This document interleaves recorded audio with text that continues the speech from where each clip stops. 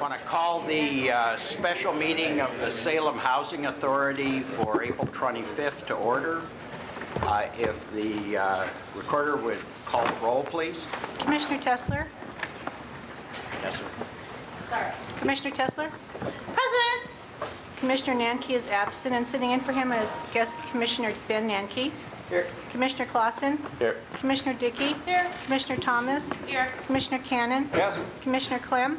Here. Commissioner Barco appears to be absent, and Chair Bennett. Here. Okay. Guest Commissioner Nanke, would you like to lead us in the Pledge of Allegiance?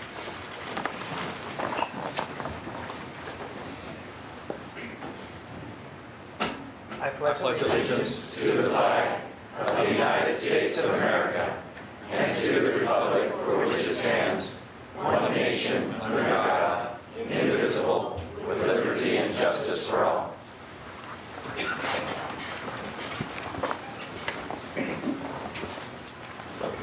All right.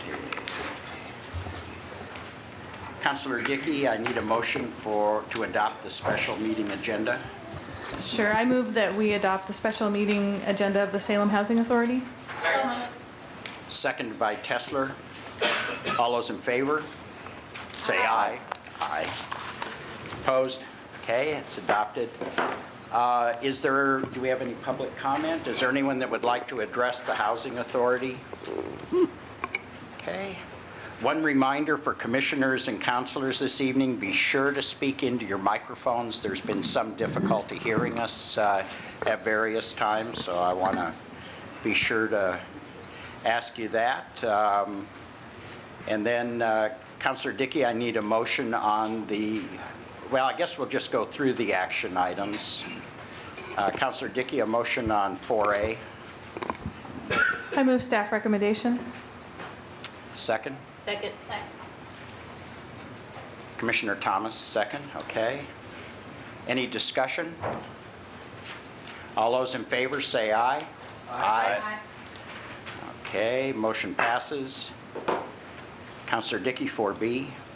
Move staff recommendation. Second. Councilor Thomas, seconds. Any discussion? All those in favor of the motion say aye. Aye. All opposed? Motion passes. Without objection, then, the Housing Authority is adjourned.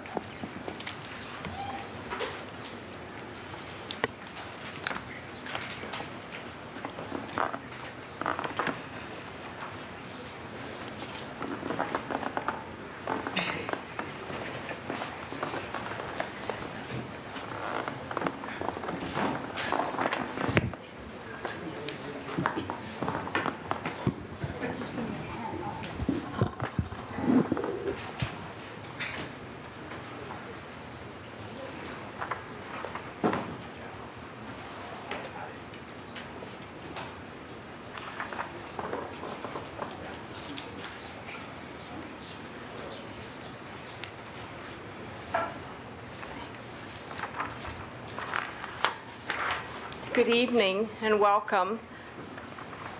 This is a special meeting of the Urban Renewal Agency for the City of Salem for April 25th, 2011.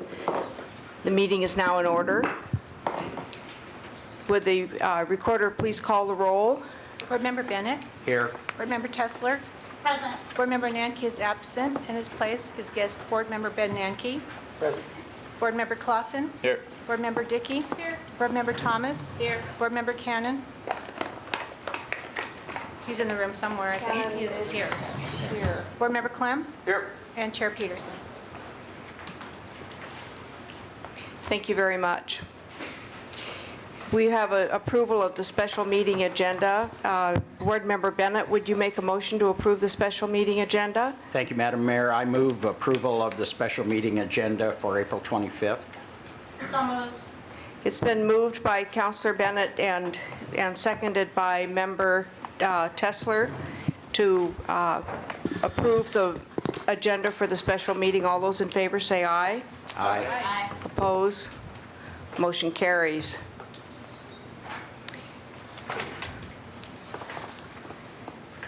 And Do we have anyone signed up for special discussion? Warren Bednarz is the first person who signed up. Would you please approach the podium? Thank you.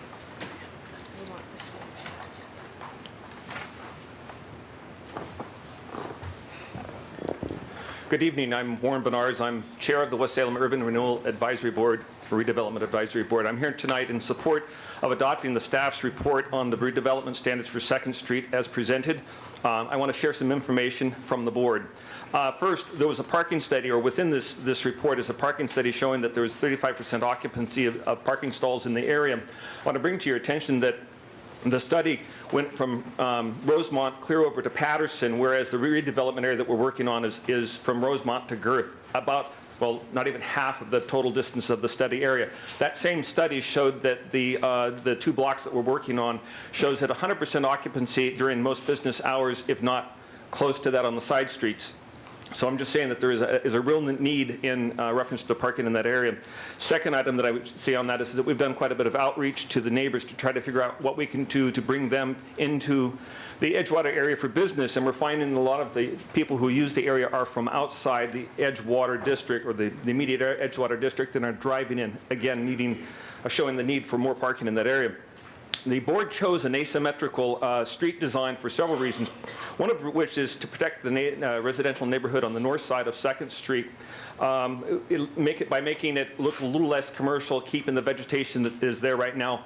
We've allowed for an 8.5-foot sidewalk on the south side of 2nd Street, knowing that there are at least a 5 to 10-foot setback. In addition to that, for any new development would allow for, as an example, sidewalk dining if you were to have some sort of coffee shop or otherwise. So there's plenty of room there. The next phase of our project is to do 30% of the preliminary designs, including the bulb outs for pedestrian crosswalks for their safety.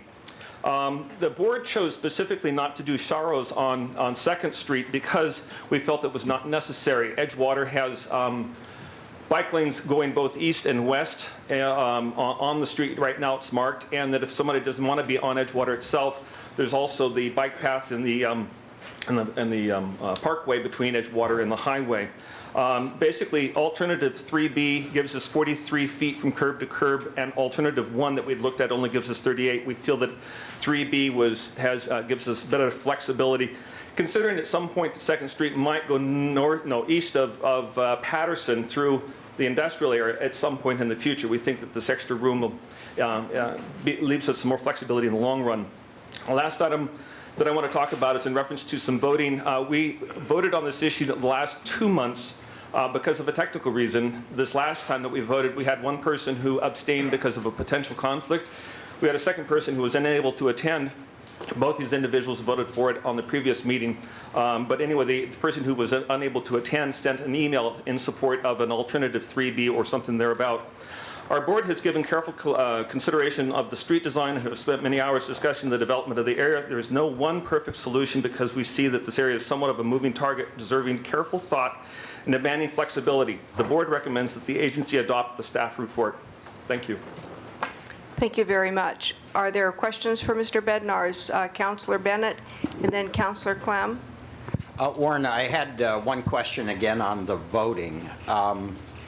So it comes to us with a 4-3 vote. What is because it is so close, what is the dissenting opinion? What's driving that dissenting opinion at this point? Of the 3 votes that voted no, 2 of those votes were the same people who had voted no on the previous time. The previous time we had, I think it was like 6 to 2. We didn't have the people that were going to vote this time. We had one person change their vote, and he said he was right on the line as it was.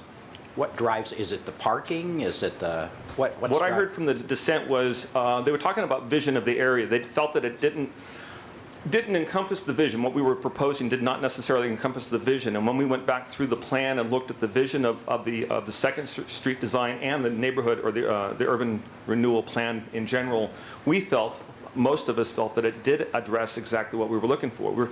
Most of 2nd Street, the west end, has no sidewalks at all.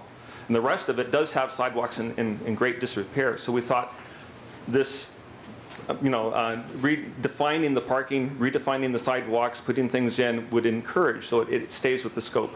So we're trying to answer the question is what I'm saying. Okay, thank you. Yep. Okay. Councillor Clem, did you have a question? No, I had a comment, Madam Mayor. all right. Well, yes, I did. I do have a question, Warren. Thank you for serving on the Urban Renewal Board. You've been on there. You also serve on some other boards, so you're sort of a cross member between Downtown Advisory and West Salem. But how many months? It seems like you guys have been struggling with this for 6 months. I mean, About that. We've been looking at different ideas. We know that we have a budget that we have to come up with very shortly. okay. And so we've been studying it along the way. Okay, and you were talking about folks that weren't there or couldn't vote or whatever. So if they could have voted, what were you saying that you thought the vote would be? They would have voted yes. So it would have been, instead of 4-3, it would have been Correct. 6-3. Okay.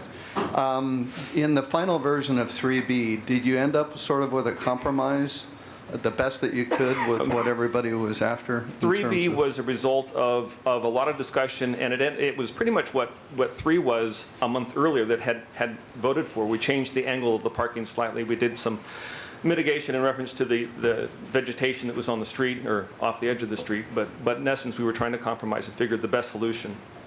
In terms of parking for businesses on the south side of Second Street, 3B shows diagonal parking spots. If that were, if there weren't that many parking spots, is there land available for off-street parking likely if that redevelops? More than likely, I've talked to Tim Clark, who's the vice chair of this group, and we were discussing that same issue and said that if we didn't have the on-street parking, right now, the city owns no land in that area to put a parking lot. Right. Because Edgewater's so long, if you put it at one point or another, it's going to be unfair to the other individuals because it's so far down from one end to the other.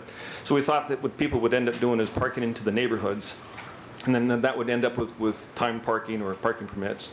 Yeah, it would spill over into the residential neighborhood if Right. you don't have enough. So, again, just thanks for all the hard work. 6 months on this one little project. Yeah. Thank you. Councillor Tessler and then Councillor Dickey. Yeah, thank you for your work on this. You are also on the Downtown Advisory Board, is that correct? No, I'm not. I have been in the past, but not at Right. this point. I was thinking, I didn't think you were still on there. No. Well, you're familiar with the parking on Commercial Street, Absolutely. and it's angled. And, you know, I receive a lot of complaints from people about said parking because it's very hard to see when you back out. And there's a sharrow right behind, as you back out, there's a sharrow that's right behind there. It's a very dangerous situation. It's a dangerous situation for people on bikes, and it's a very dangerous situation for people that are backing out. Because what happens is that you get people who drive extended cab rigs or panel trucks or bigger vehicles, and you cannot see until your quarter panel is out into traffic. There have been some pretty upset people about that have gotten in accidents. I think angled parking is not a good idea. It's not safe. Even with bulb outs, you still cannot get the pedestrian. It's just, and I also wanted to ask you, that's true, there are bike lanes on Edgewater, but aren't you trying to encourage people on foot and on bicycles to use Second Street in this area here? I mean, don't you think that eventually in your vision that people might want to walk from the surrounding neighborhoods and enjoy Edgewater? It just seems like it's very vehicular centric. Let me answer the two questions. Okay. The first one is, if Second Street were commercial, which it isn't, I would agree with you. Second Street is a local street. It has basically, it's dead-ended at the east side into the industrial area, and it dead ends basically into Rosemont at the other end. So it's really not carrying a lot of traffic, and the traffic that's there, basically each block has a stop sign, so it's not moving very fast in the first place, as compared to Commercial Street, as an example. So I think it's a little different. You're right, the board was trying to maximize, or at least look at some maximization of parking in the area. In reference to the bike lanes and such, well, at the answer to part of that is just putting sidewalks in alone is going to help people get up and down that street, which you currently don't have. You want to walk the street, most of it, you're walking in the street itself. So that's the friendly part. We already have 2 other locations within West Salem that you can take bike lanes up and down Edgewater, the park being 1 and the street being 2. It was not as logical, at least in our thought, was that someone would come down Edgewater Street, turn up Patterson 1 block, come down 2nd Street the length, come back and turn 1 more block back down to Edgewater Street to continue on, that they're less likely to do that.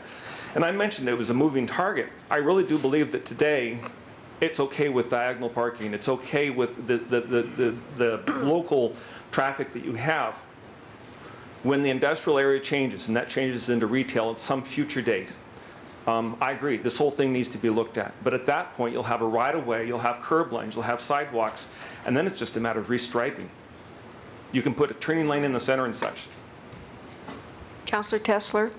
If I may, I think that as someone who inherited sort of a heritage issue with angled parking, I think that once you get into angled parking, you will never be able to leave it. And you will find it very, very, very difficult to change from angled parking to anything else. So I guess this is my thought to you. You have an opportunity to start new. You have an opportunity to begin the genesis of something that you don't have to start out with these troublesome issues that are going to be, you just said that eventually 2nd Street, you were thinking about going across Patterson and extending it. So, and I hope that you do, because you need these efforts there. So I'm just asking you to consider what you're setting yourself up for the future. Right now, it is very attractive to have a lot of parking. Okay, and I see that. But I think in the future, you're going to regret it, because you can never, once you're in angled parking, you can never get back to parallel. One of the other hats that I wear is I'm on the Salem River Crossing, so I'm a member of that board as well. And I've watched the potential plans of the 3rd bridge over the Willamette and alternatives that have looked at removing all of our retail on the south side of Edgewater Street. One of the purposes that we're doing here is to say if we lose half of our retail space, can we gain it and still at the same time protect the neighborhood? I look at it as real estate that could be restriped. I understand your point. I believe Councillor Dickey was next. Thank you, Mayor. I had a question similar to Councillor Tessler, so I guess, I don't know if it's more of a question than a comment. I think what I heard you say that you, I'm specifically thinking about bicycle traffic, and you had mentioned previously that you were hoping for maybe the possibility of like on sidewalk, the outdoor seating for, you know, restaurants, cafes, that kind of thing. And so I am concerned that there's a little bit of a lack of bicycle access on this street. And anyway, but you did sort of answer that question. I still have that concern, but you clarified it when you answered Councillor Tessler's question. Did I see another hand? Okay. Thank you very much, Mr. Bednarz, for coming. We appreciate your service and your being here today.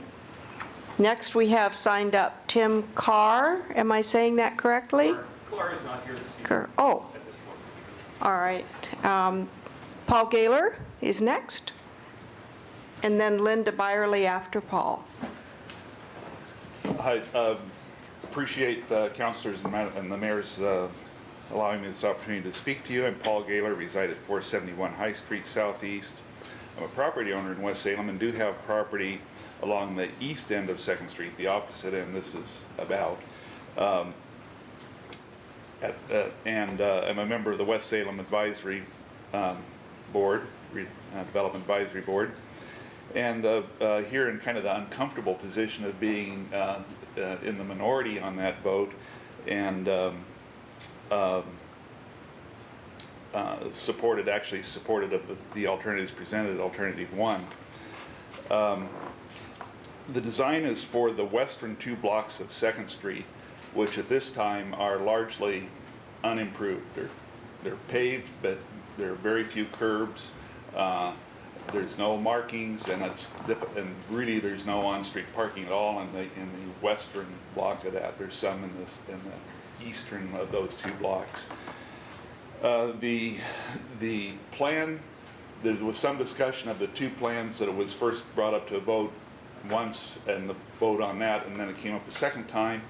The first vote was actually for an option 3, not 3B.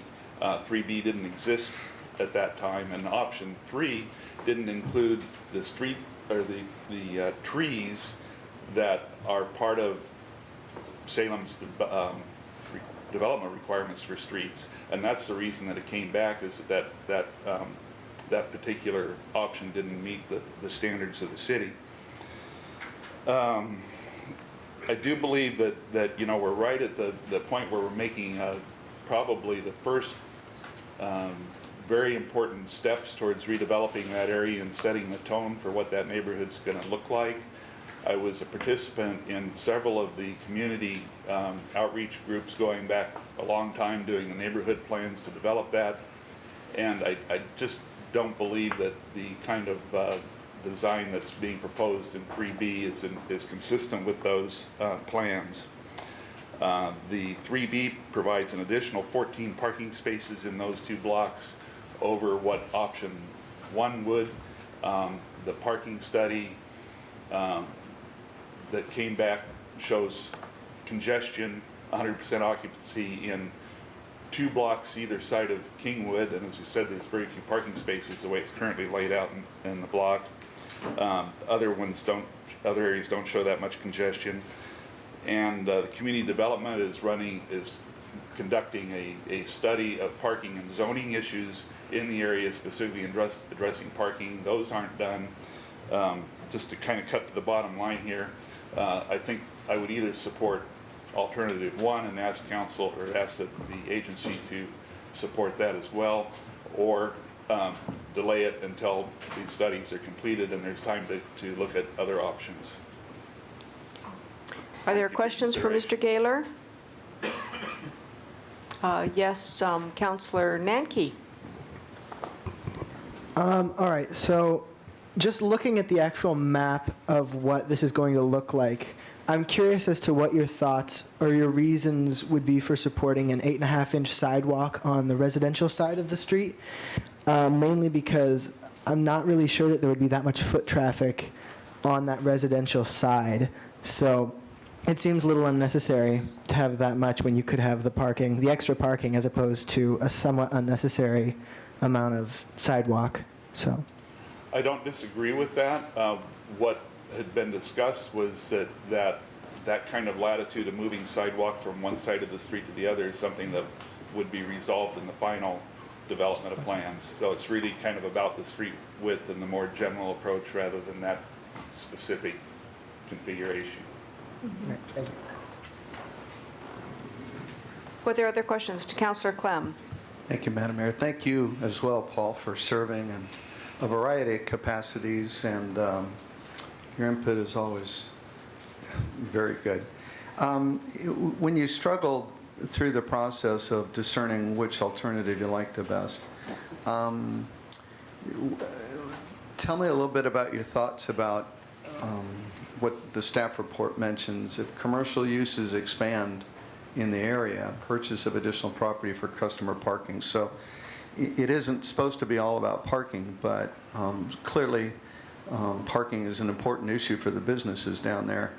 You know, if they don't have room for on-site parking, Edgewater itself is a good example that you don't have enough off-site parking, so you find the on-street parking gets real busy. Where do they, if we don't approve 3B, how do we deal with the parking issues when we redevelop the area? What are your thoughts? Well, currently, the development of off-street parking is a requirement of the code, as I understand it. So it's only if the codes were revised that they could develop using more of the on-street parking, or being more reliant on on-street parking. That study's in the works, and so anything I say is kind of conjecture about that, but I might as you asked. So you're not going to satisfy, if you develop that to the intensity that it's economically viable and fulfills the objectives of the urban renewal, you're not going to satisfy all the parking needs with on-street parking. So you're going to have to develop off-street parking anyway, in my mind. And so that's going to have to be solved. This is just a patch, but it's a patch that we're stuck with for the you know, essentially forever. It's a pattern that starts in those 2 blocks, even though we're not currently redeveloping the other blocks. It's likely the design that would be used ongoing for the rest of 2nd Street.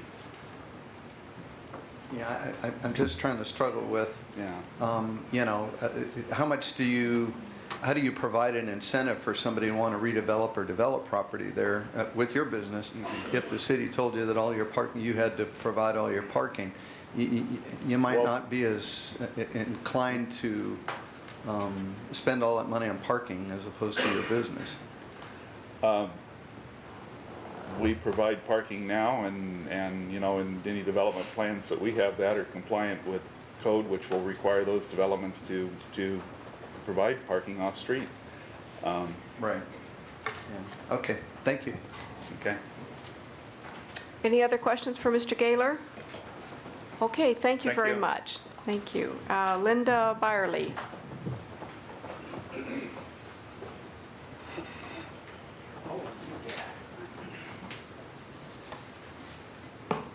Good evening. I'm Linda Beerley. I reside at 2308 Ptarmigan Street Northwest. I'm in Member Clem's ward. Hi. Thank you for the opportunity to talk about this project. And I agree with Mr. Gaylor. I think this is going to set the tone for this particular corridor. And my request to you tonight is to direct the staff to return this to the design people for a little more work to accomplish the following goals. Better pedestrian orientation. One of the goals of Edgewater is that it be a pedestrian-oriented district. We've got Wallace Road, which is absolutely automobile-oriented. Our hope was that Edgewater would always be a walkable neighborhood. This is the extension of the Union Street Railroad Bridge, and I always like to think of having people think of those rails to trails things, so that it's a place that people will be drawn to, more of a park-like setting, I envision it as. Lots of trees. We're the tree city, and a place that people can walk to shopping and sit at an outdoor cafe, just more of a strolling, lovely experience. And the other thing I'd like to see, already the center of that is unpaved because it used to be the railroad, and it's the perfect place to have a bioswale so that the stormwater is collected and treated. And you could also have street trees down the middle of this space. And Mr. Bednar's emailed me, and he said that they had looked at that, but the fire department said they didn't have enough room for emergency vehicles. Well, I believe that bioswales don't have to be earth and grass. They can be surfaces that one can drive on. So I think if they go back to the design team, they could make a bioswale that would serve for stormwater treatment, but they could also use it for emergency vehicles. So my request to you is don't stop. Go back and work on it a little more. This has such potential. And it's a beautiful area already, and we hope that it will be better. Thank you so much. Thank you. Are there questions from councilors? All right, thank you very much. Has Tim Carr appeared? Not yet, okay. All right.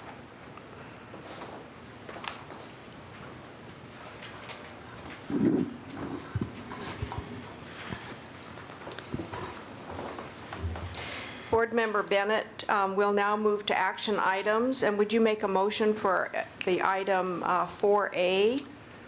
Yes, Madam Mayor, I move staff recommendation. Second? It's been moved by Councilor Bennett, or Member Bennett, and seconded by Member, was it Cannon? Yes. Thank you, Cannon, to accept the report as presented. All those in favor of the motion say aye, and those opposed say nay. Aye. Aye. Opposed? Thank you. Motion passes.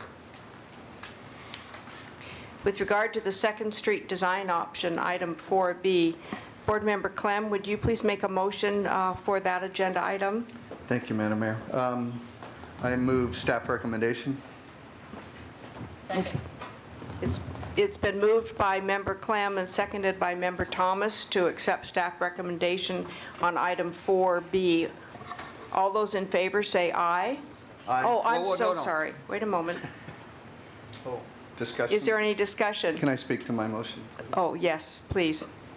This is not unlike what we went through in 2000 to 2002, where you had a unique combination of coming up with a neighborhood plan that had a unique combination of commercial and residential right next to each other, and wanting to be innovative and figure out a way that you could provide for redevelopment and then also accommodate homes that have been there for quite some time. So the discussion and dissension in the Urban Renewal Board, as I best understand it, is really sort of a continuation of what happens when you're trying to come up with a unique and innovative combination of both type of uses.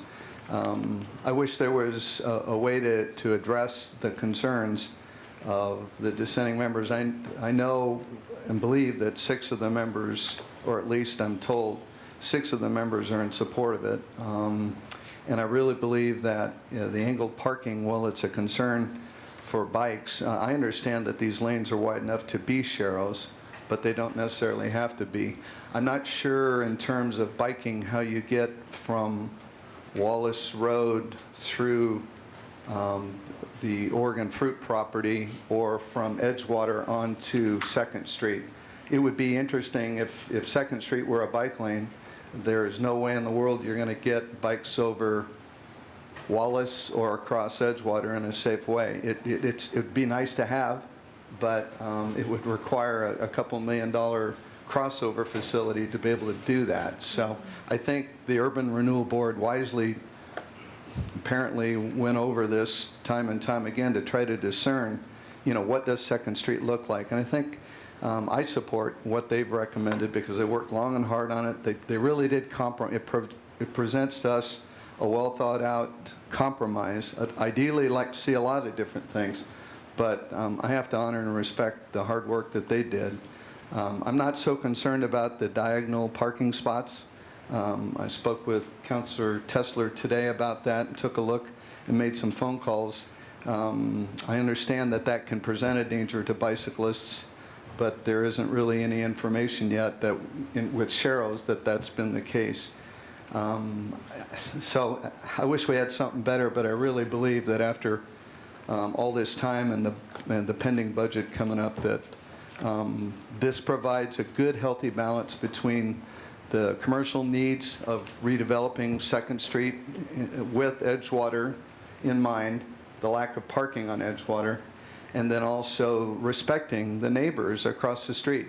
Putting an 8-foot sidewalk with street lights and street trees and all that stuff on the north side of 2nd Street would commercialize a residential neighborhood, and it would go against the neighborhood plan, which seeks to find a happy coexistence. So I believe that the 3B alternative represents that happy coexistence that exists and has been well thought out almost 10 years ago and continues what has been a harmonious relationship. So I would urge you to support what the Urban Renewal Board and staff have recommended in alternative 3B. Councilor Bennett? Thank you, Mayor. I had a couple questions for staff. I wanted to just check.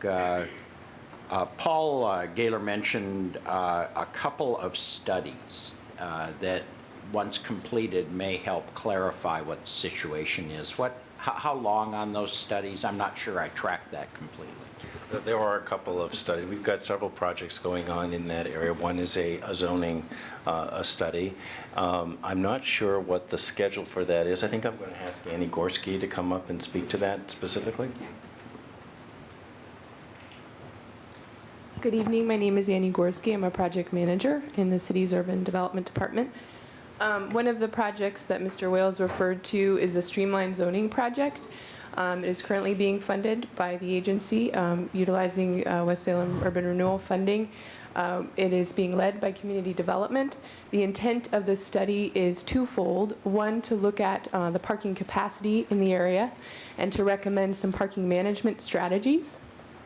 The other component of it is to look at the code and to look at barriers to redevelopment, specifically in the Wallace Edgewater overlay zone. So it's looking at code requirements for parking. What do existing uses need to meet in terms of parking requirements?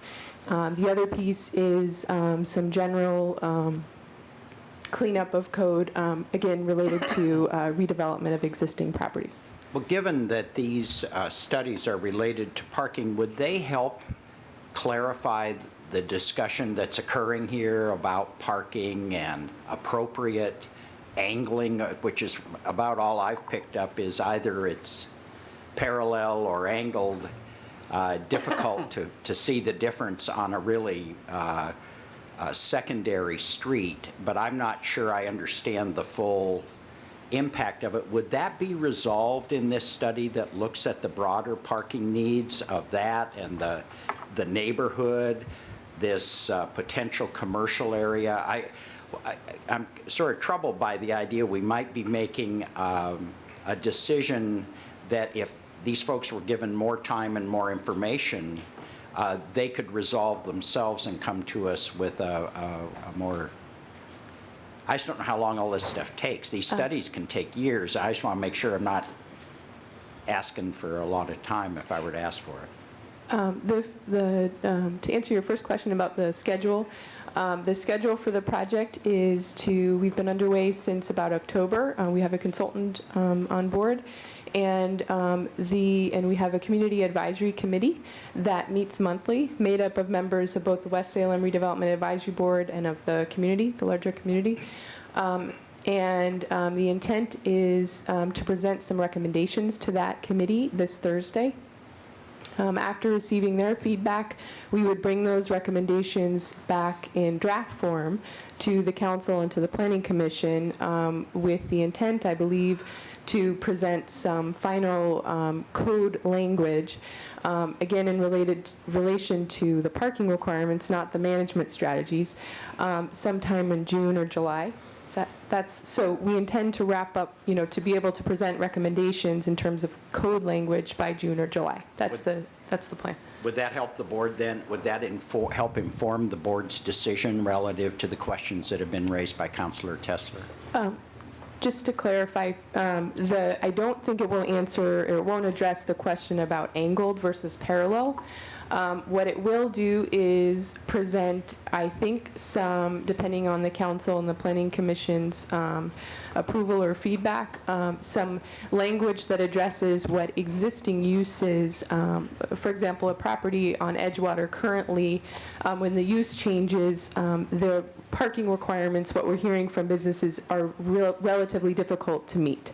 And so one of the intents here is to limit or potentially reduce the on-street, or rather off-street requirements for these small lots on Edgewater, which don't have the space to accommodate parking on site. So it would point to those property owners meeting parking, utilizing the off-street or the on-street supply. Would it help the board? It will not address the angled versus the design questions that you're bringing up, I don't believe. Would it help the board in resolving a 4-3 vote or their discussion? It may, certainly we're bringing that information back to the board, the advisory board monthly, and briefing them. What it may do is, along with that, as I mentioned, it includes some management strategies, and those may include things like budgeting in future years for a parking garage or a parking lot. It may include recommendations such as managing the supply, re-signing, restriping, things how to manage the on-street supply more efficiently. So I can't guarantee that it would change the board's vote, but it certainly would be more information related to managing that supply better. What we're hearing from the consultant is there are opportunities to manage the on-street supply more efficiently. Okay, thank you. I believe that Councillor Clausen and then Councillor Tesler had questions. do you have questions for staff? Yeah, I'm not totally sure who this question would be for, but Okay. what is the timeline of this decision? I guess I failed to see. Is this something that must be acted on tonight? I feel like there were some good points on both sides of things.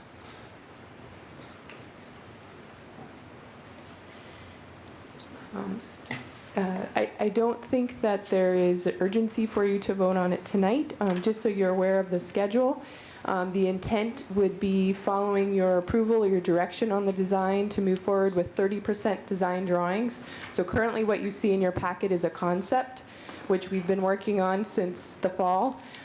Once we have approval of the concept, then we can ask the consultant to spend more time and money on looking at the details, bulb outs, street cross sections. What you'll also see is in the recommended budget, which you'll be reviewing this week, we're recommending funding to get to 100% design drawing. So we would hope to be able to get started on that sometime in July or August. Thank you. Councillor Chesler? Thank you, Mayor Peterson. Annie, I have some questions for you. Sorry. Don't plant yourself. So I actually saw another letter from Linda Beerley that was brought to my attention before that you sent out to us. And this letter here raises an interesting point, which I don't think was in the first letter. And looking at the Google Earth picture, I do kind of see the point about the better pedestrian orientation, because if you do examine this, you can see where the bike path goes right to Wallace Road, and then eventually you could possibly route that into 2nd Street across, it looks like an industrial area. Forgive me, I do not know that particular area real well. So just, I mean, from the 10,000-foot view, do you think that eventually that might be something that would be possible? If you could get people across the Union Street Bridge, across Wallace, and then onto the 2nd Street, I mean, wouldn't that be a great pedestrian connection to downtown eventually, and a bike connection? And It's possible. There are a lot of people that are in support of that idea. There are several steps that would have to be taken to get there. Just the physical crossing of Wallace involves ODOT right-of-way, considerable expense, permitting, approvals. We have, certainly that's something, we've taken a look at from time to time, so we're aware of the effort.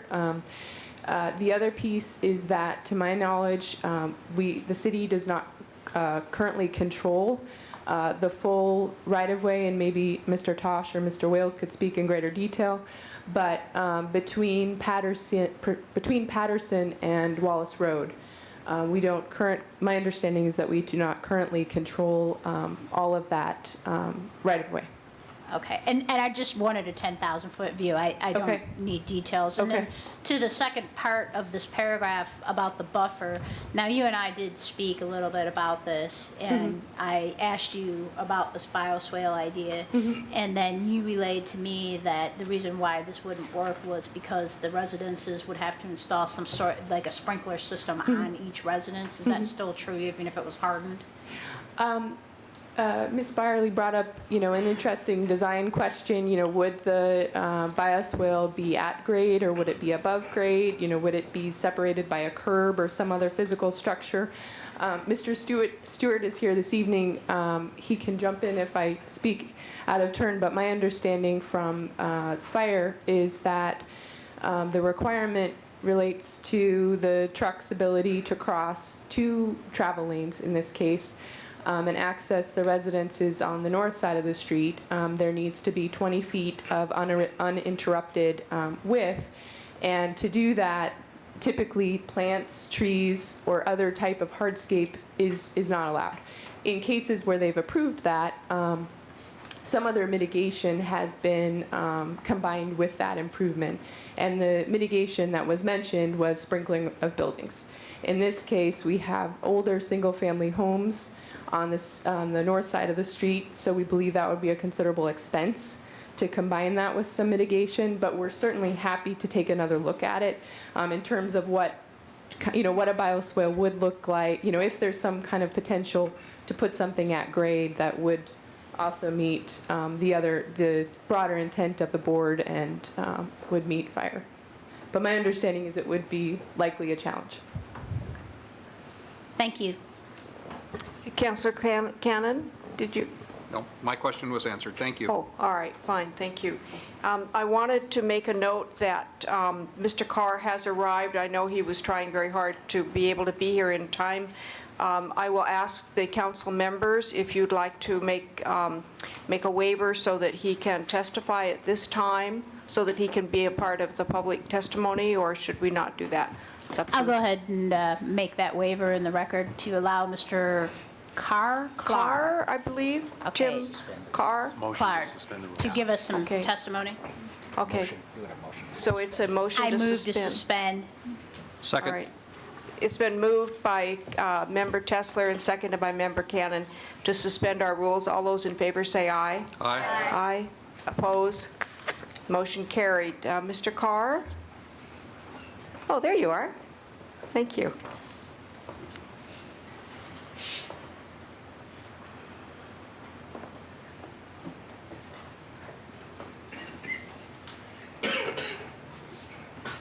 Good evening.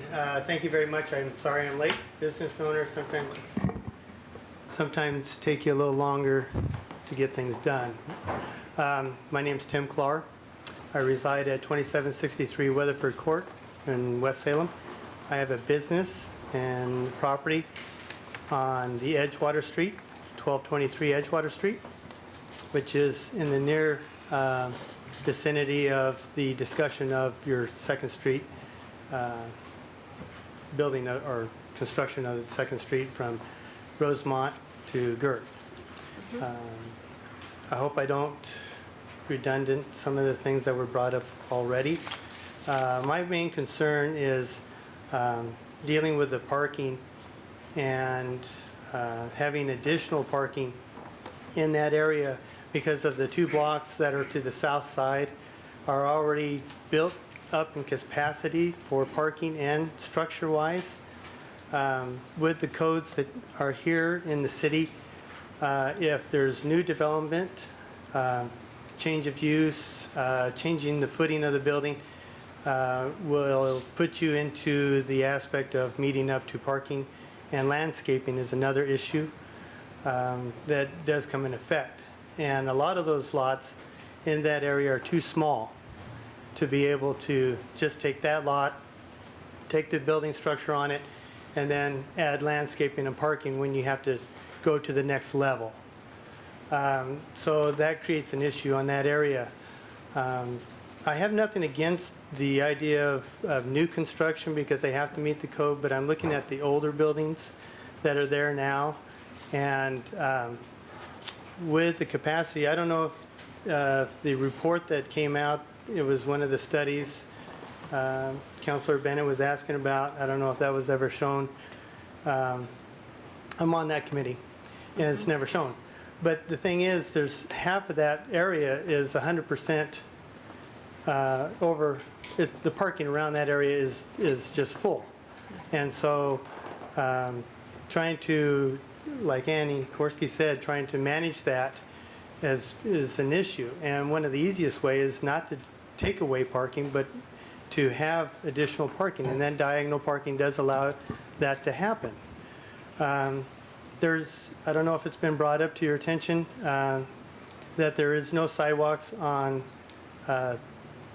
one side of the south side of 2nd Street from Rosemont to Girth, and only a 3-foot sidewalk, maybe 4 foot if we're lucky, between Kingwood and Girth. So anything that we do on improving it is going to be an asset to that street.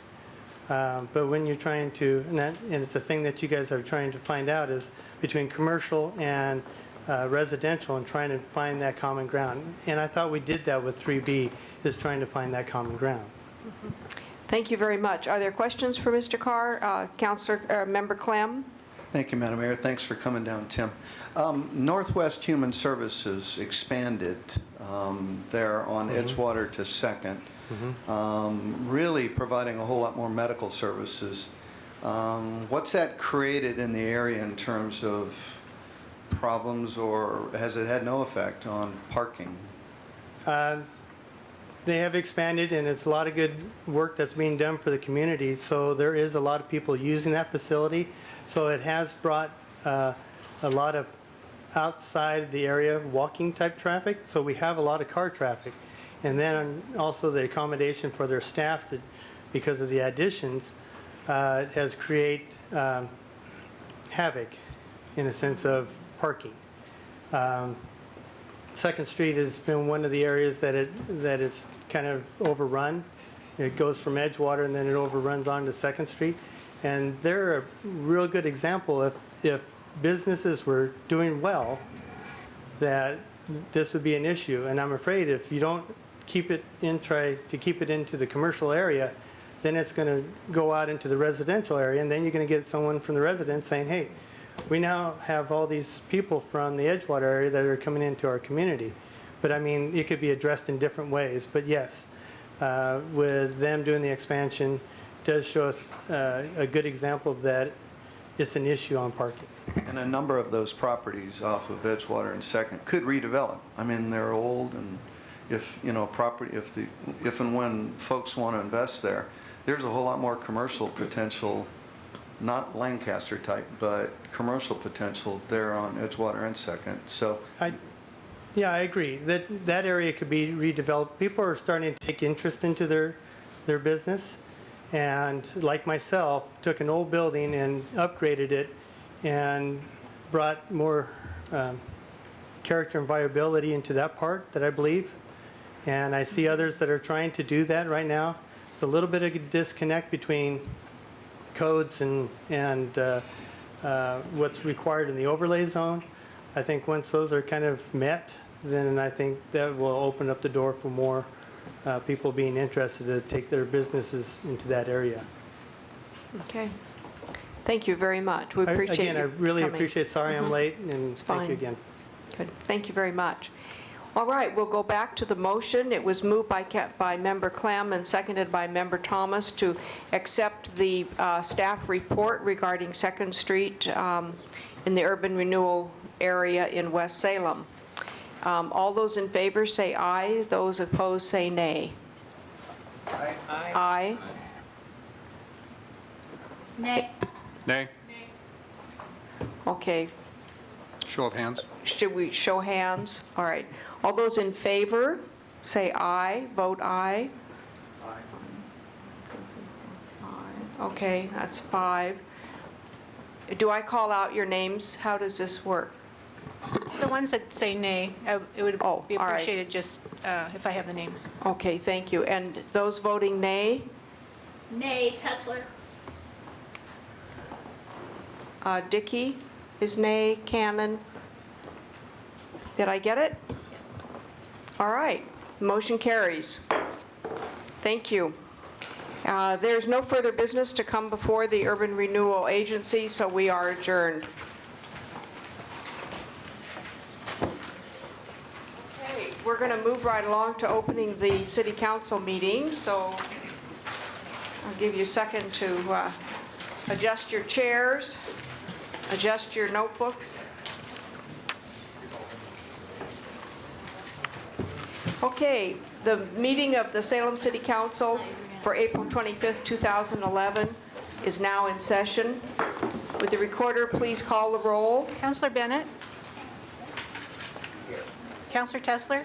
Present. Councilor Nanke is absent, and in his spot we have guest Councilor Ben Nanke. Here. Councilor Clausen? Here. Councilor Dickey? Here. Councilor Thomas? Here. Councilor Cannon? Yes. Councilor Clem? Here. Mayor Peterson? Here. Thank you. I have one item that I'd like to move to immediately, because we do need to move to the public testimony for this session. So if you'll please move to that. And do we have people signed up? Let's see where I am on here.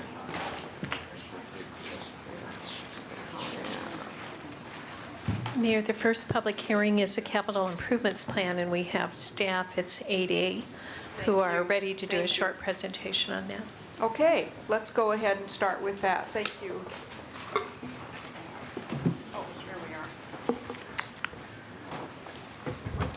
Good evening, Mayor and Council. I'm Doug Gabbard of the Administrative Services Department.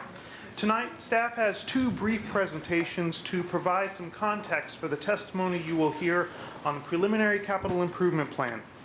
Barry Buchanan from the Public Works Department will begin with an overview of the way we think about infrastructure, a thing we call asset management.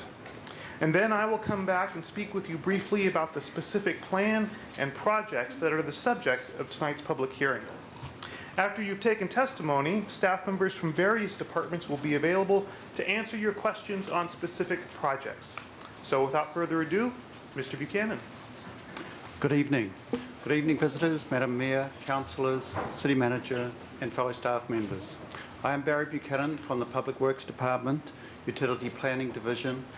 I am here. I've been asked to talk briefly to you about asset management and its implications associated with the CIP and the ongoing development of the CIP. And please speak into the microphone so we can hear you. Am I not leaning far enough forward? I'm sorry. I know, we need a taller microphone for you. And now I can't get the... Okay. As a brief description and introduction, our assets are numerous and voluminous across the city. We have waterways, we have land in which they flow through, we have trees that cover those waterways. We have pump stations, storage, treatment facilities, and other ancillary equipment. Our equipment includes, our assets include IT equipment and communication systems, and in reality, any asset and all assets are things that cost or make us money. One definition for asset management is to meet agreed customer and environmental service levels while minimizing our life cycle cost.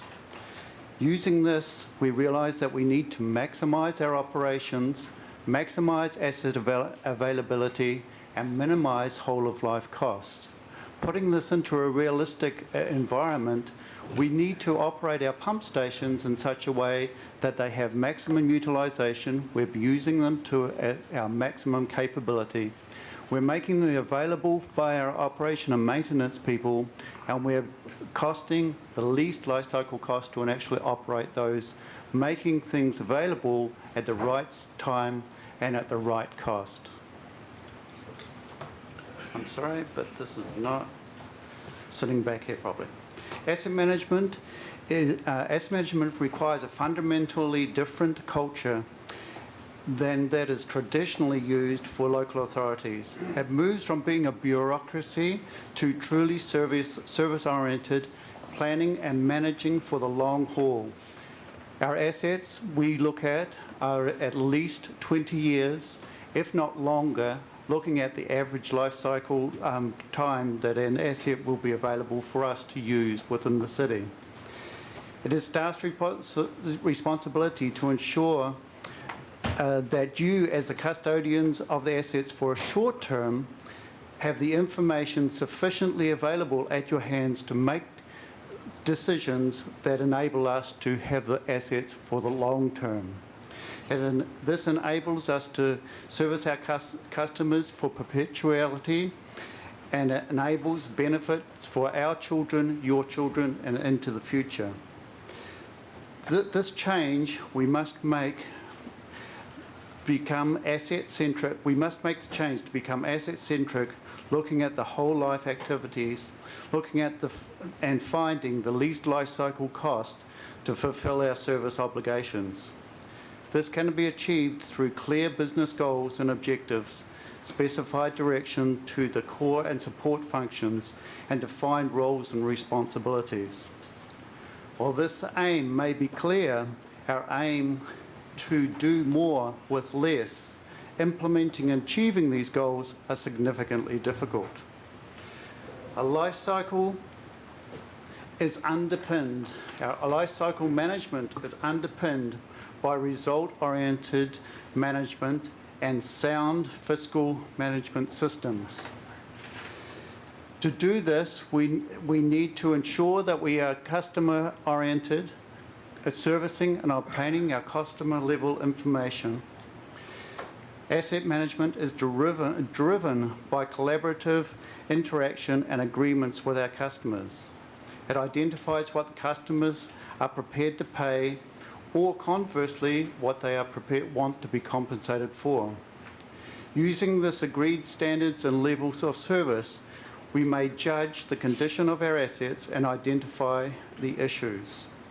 Knowing the criticality of the issues, we may determine the priority of the issue using risk-based decision-making, followed by business case evaluation analysis to find the best solution to solve the issue.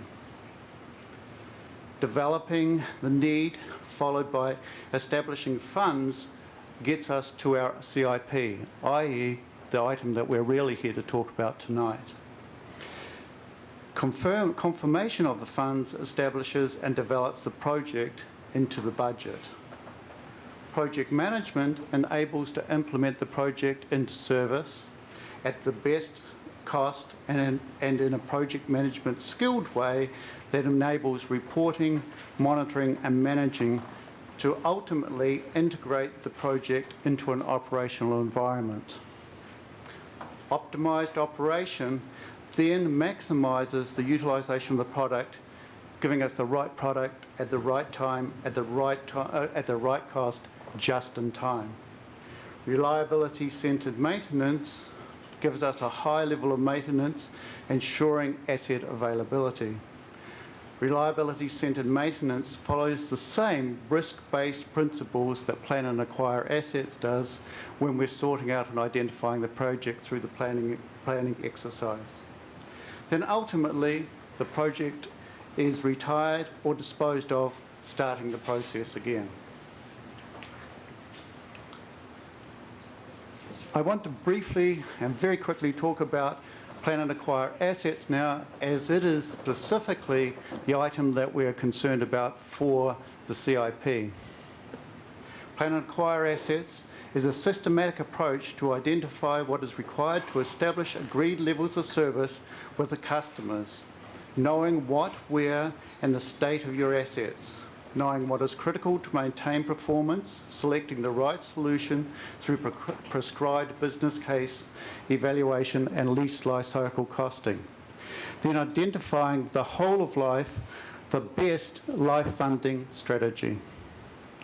The or not is particularly important. The or not, in actual fact, means that we are not just buying, purchasing, or accumulating assets for the sake of going out and buying assets. Firstly, we ensure that operational aspects are optimized, and secondly, maintenance intervention strategies ensure that we identify and implement the assets, the maximum asset life, and that the cost of these activities are identified and agreed prior to an asset being constructed or put in place. Our efforts to date, we have focused on prioritization, evaluating criticality, condition, and the risk associated with failure. Our methodology for prioritizing the CIP in the last 3 years has been as follows. We worked with management and staff to come up with scoring criteria. These scoring criteria were based on the failure modes of physical condition, level of service, efficiency, and capacity. The council goals were used to, in actual fact, to effectively weight and score the consequences of failure. Scoring was done by staff and managerial teams to come up under two specific categories. The physical category, which gave us criticality, condition, and work priority, and strategic criteria, looking at risk of failure, likelihood of failure, and consequence of failure, ultimately coming down to a ranked order for our prioritization system inside the CIP. The CIP priority number you see on the CIP is a normalised number across the CIP project categories with a mean of 50 and a standard deviation of 10. What have we achieved? Where have we actually come to so far? Our achievements are numerous and I'm not going to go through every one. We have initiated performance measurement and related these to council goals. We have implemented CIP prioritisation, which enables us to more objectively select projects for funding. There is a move introduced associated with Project Management Office, initiated and being led by our Information Technology Department. Independently, but just as significantly, the Public Works Department is revisiting and reassessing their standards and updating project management standards. The City has embarked on and introduced Lean Six Sigma. Some 24 people have gone through the training, and there are several projects underway to, in actual fact, optimise and improve operations. These are already proving success inside the City. There are several initiatives across the organisation to clearly define roles and responsibilities. These will minimise siloing and encourage a systems approach to work. We are planning standardised naming and numbering systems so that we can introduce this to our CMMS, computerised maintenance management systems, and ultimately moving these to an integrated enterprise asset management system, i.e. AMES. Currently, we're about to undertake and embarking on our COSA evaluation. Asset management will be used in COSA as well to move from looking at a project perspective to an actual fact an asset perspective. This will give us a significantly better view of what is coming, what is better operationally sustainable. Thank you. Any questions? Thank you very much. I believe we move now to testimony, and then we go back. We have the other half of the staff presentation. Mr. Gabbard will talk about the next year's CIP, the next 5-year CIP. All right. Thank you. Welcome. I will try to be brief because I know we're itching to get to our projects and to testimony. So let's talk about the assets before us tonight. Again, I'm Doug Gabbard with the Administrative Services Department, here to present staff recommendation to adopt the preliminary capital improvement plan that City Council received on March 14th. If it feels like we just did this, that's because we kind of just did this. The CIP that is currently in effect was adopted on September 13th, 2010. And at that time, we said that in the future, we wanted to bring the CIP before you around the same time as the general fund forecast to provide some insight into the long-term implications of short-term decisions. So now, here we are. And you can expect to see the CIP at this time of year or even earlier in years to come. During my presentation, I will explain the purpose of the CIP and describe how projects move through the capital planning process. We will celebrate our successes, and then I will close by summarizing the proposed projects. The Capital Improvement Plan, or CIP, is a 5-year plan for capital spending. Like a budget, the CIP matches expected revenues with planned expenditures. But unlike a budget, the CIP has a multi-year horizon, which is helpful when planning large expenditures for projects that may span several years. In the City of Salem, the preparation of a CIP is governed by Council Policy C9. In addition, Oregon Revised Statutes 223.309 requires that projects financed by systems development charges be part of an adopted financial plan. A CIP such as ours can be used to fulfill that requirement. There are a number of variables that determine how a project gets into the capital planning process and how long it waits before receiving budgetary appropriation. Projects can be generated by master planning processes. Assessing current assets can also lead to new projects, whether on the basis of physical condition, level of service, or other considerations that you just heard Mr. Buchanan talk about. Although staff generates many projects, external stakeholders also play a key role in determining what capital projects are needed. Once a project enters the planning process, another set of factors comes into play to determine how long before a project is budgeted. These factors are priority and funding. A critical project with available funding may show up for the first time as a budgeted project in year 1 of the CIP. But a project that is less critical or that competes for scarce funding may not receive budgeting for several years. This is all further complicated in cases where funding is subject to the approval of some organization outside the city government. We do complete a lot of projects, so let me give you just 3 recent examples. Brian Johnston Park is Salem's newest neighborhood park. If you looked at last year's CIP, you would notice that this project was designated as Lone Oak Park. And a few lines below that, you would have noticed that this project was funded by SDCs. These are fees charged to new developments, and their use is restricted to growth-related capital projects. And as you know from recent budget committee conversations, parks in more mature areas that do not qualify for SDCs are more difficult to fund. Commercial Street has a lot of new pavement thanks to a series of projects that stretch from Marion Street at the north end to 12th Street at the south end. These projects were funded by the Streets and Bridges Bond. The Cordon Road Pump Station Gravity Sewer Main was an important economic development project that installed 3,100 linear feet of pipe to serve Mill Creek Corporate Center, Salem Renewable Energy and Technology Center, as well as other commercial and industrial properties. Speaking of accomplishments, I'm happy to report that our CIP resources are getting more user-friendly and more earth-friendly.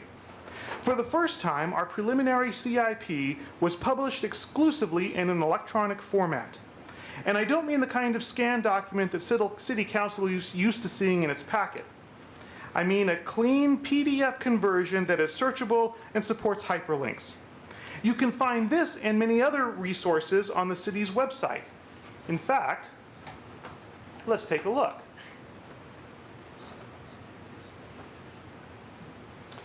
So this is the CIP website. You can get to it navigating from the main page through the finance section. We have the preliminary CIP document, which I will show you in just a few minutes. We have a wonderful map that you can open up that's very much like the Chariots map, where you can zoom in and you can't see that very well here, but you can zoom in and get all the resolution you want. What I really wanted to show you is we have an ability to search projects. So for example, if you wanted to look in a particular ward, let's say Ward 6, and you were interested in all the streets projects in that ward, you could pull up a little report and it would show you all the projects, the streets projects that are in multiple wards, but also you'll eventually find ones that are more specific. So that's a handy little tool.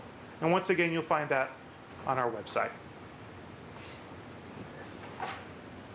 The preliminary CIP consists of capital projects that are expected to cost nearly $206 million over 5 years. Half of that is planned for the first year. At the highest level, the CIP is organized into 4 groups: community facilities, municipal facilities, transportation, and utilities. And even at this high level of overview, you can see that projects funded by the Streets and Bridges Bond dominate the first 2 years of the CIP.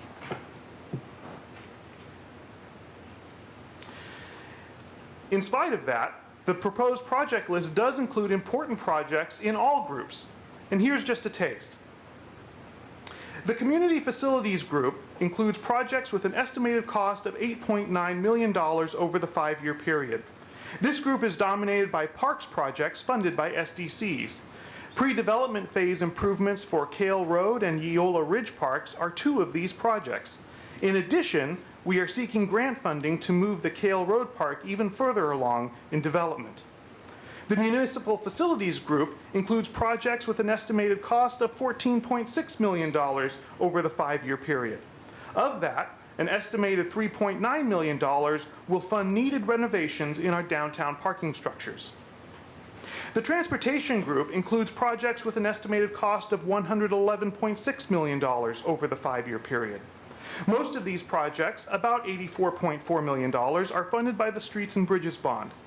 It's hard to know where to begin the highlights with such a large group, but I will mention that there is $7.1 million for pavement work that will make other streets as nice as Commercial now is.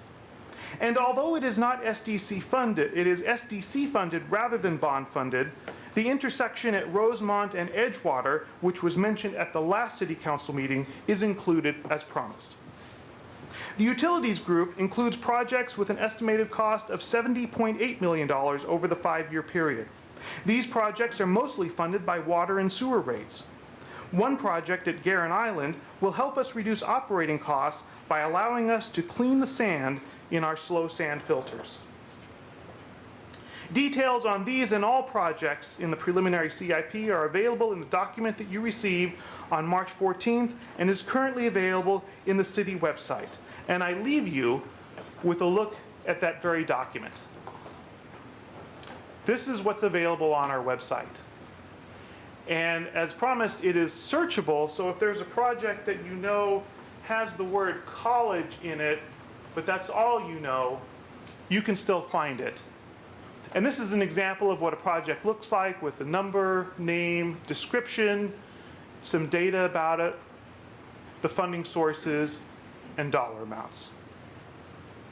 This concludes staff recommendation to adopt the preliminary CIP. Thank you very much. And we have two individuals who have signed up to testify during this portion of the public hearing, Scott Bassett and Brent DeHart. We'll start with Mr. Bassett. And you have 3 minutes. Please identify yourself and the ward or address where you reside, and you'll have 3 minutes. The amber light comes on after the end of 2 minutes, and then the red light comes on when it's time for you to conclude your testimony. Thank you. Good. Mayor and council members, I'm Scott Bassett, and I lived in Ward 7 for 28 years and just moved to Ward 4 in the last 6 months.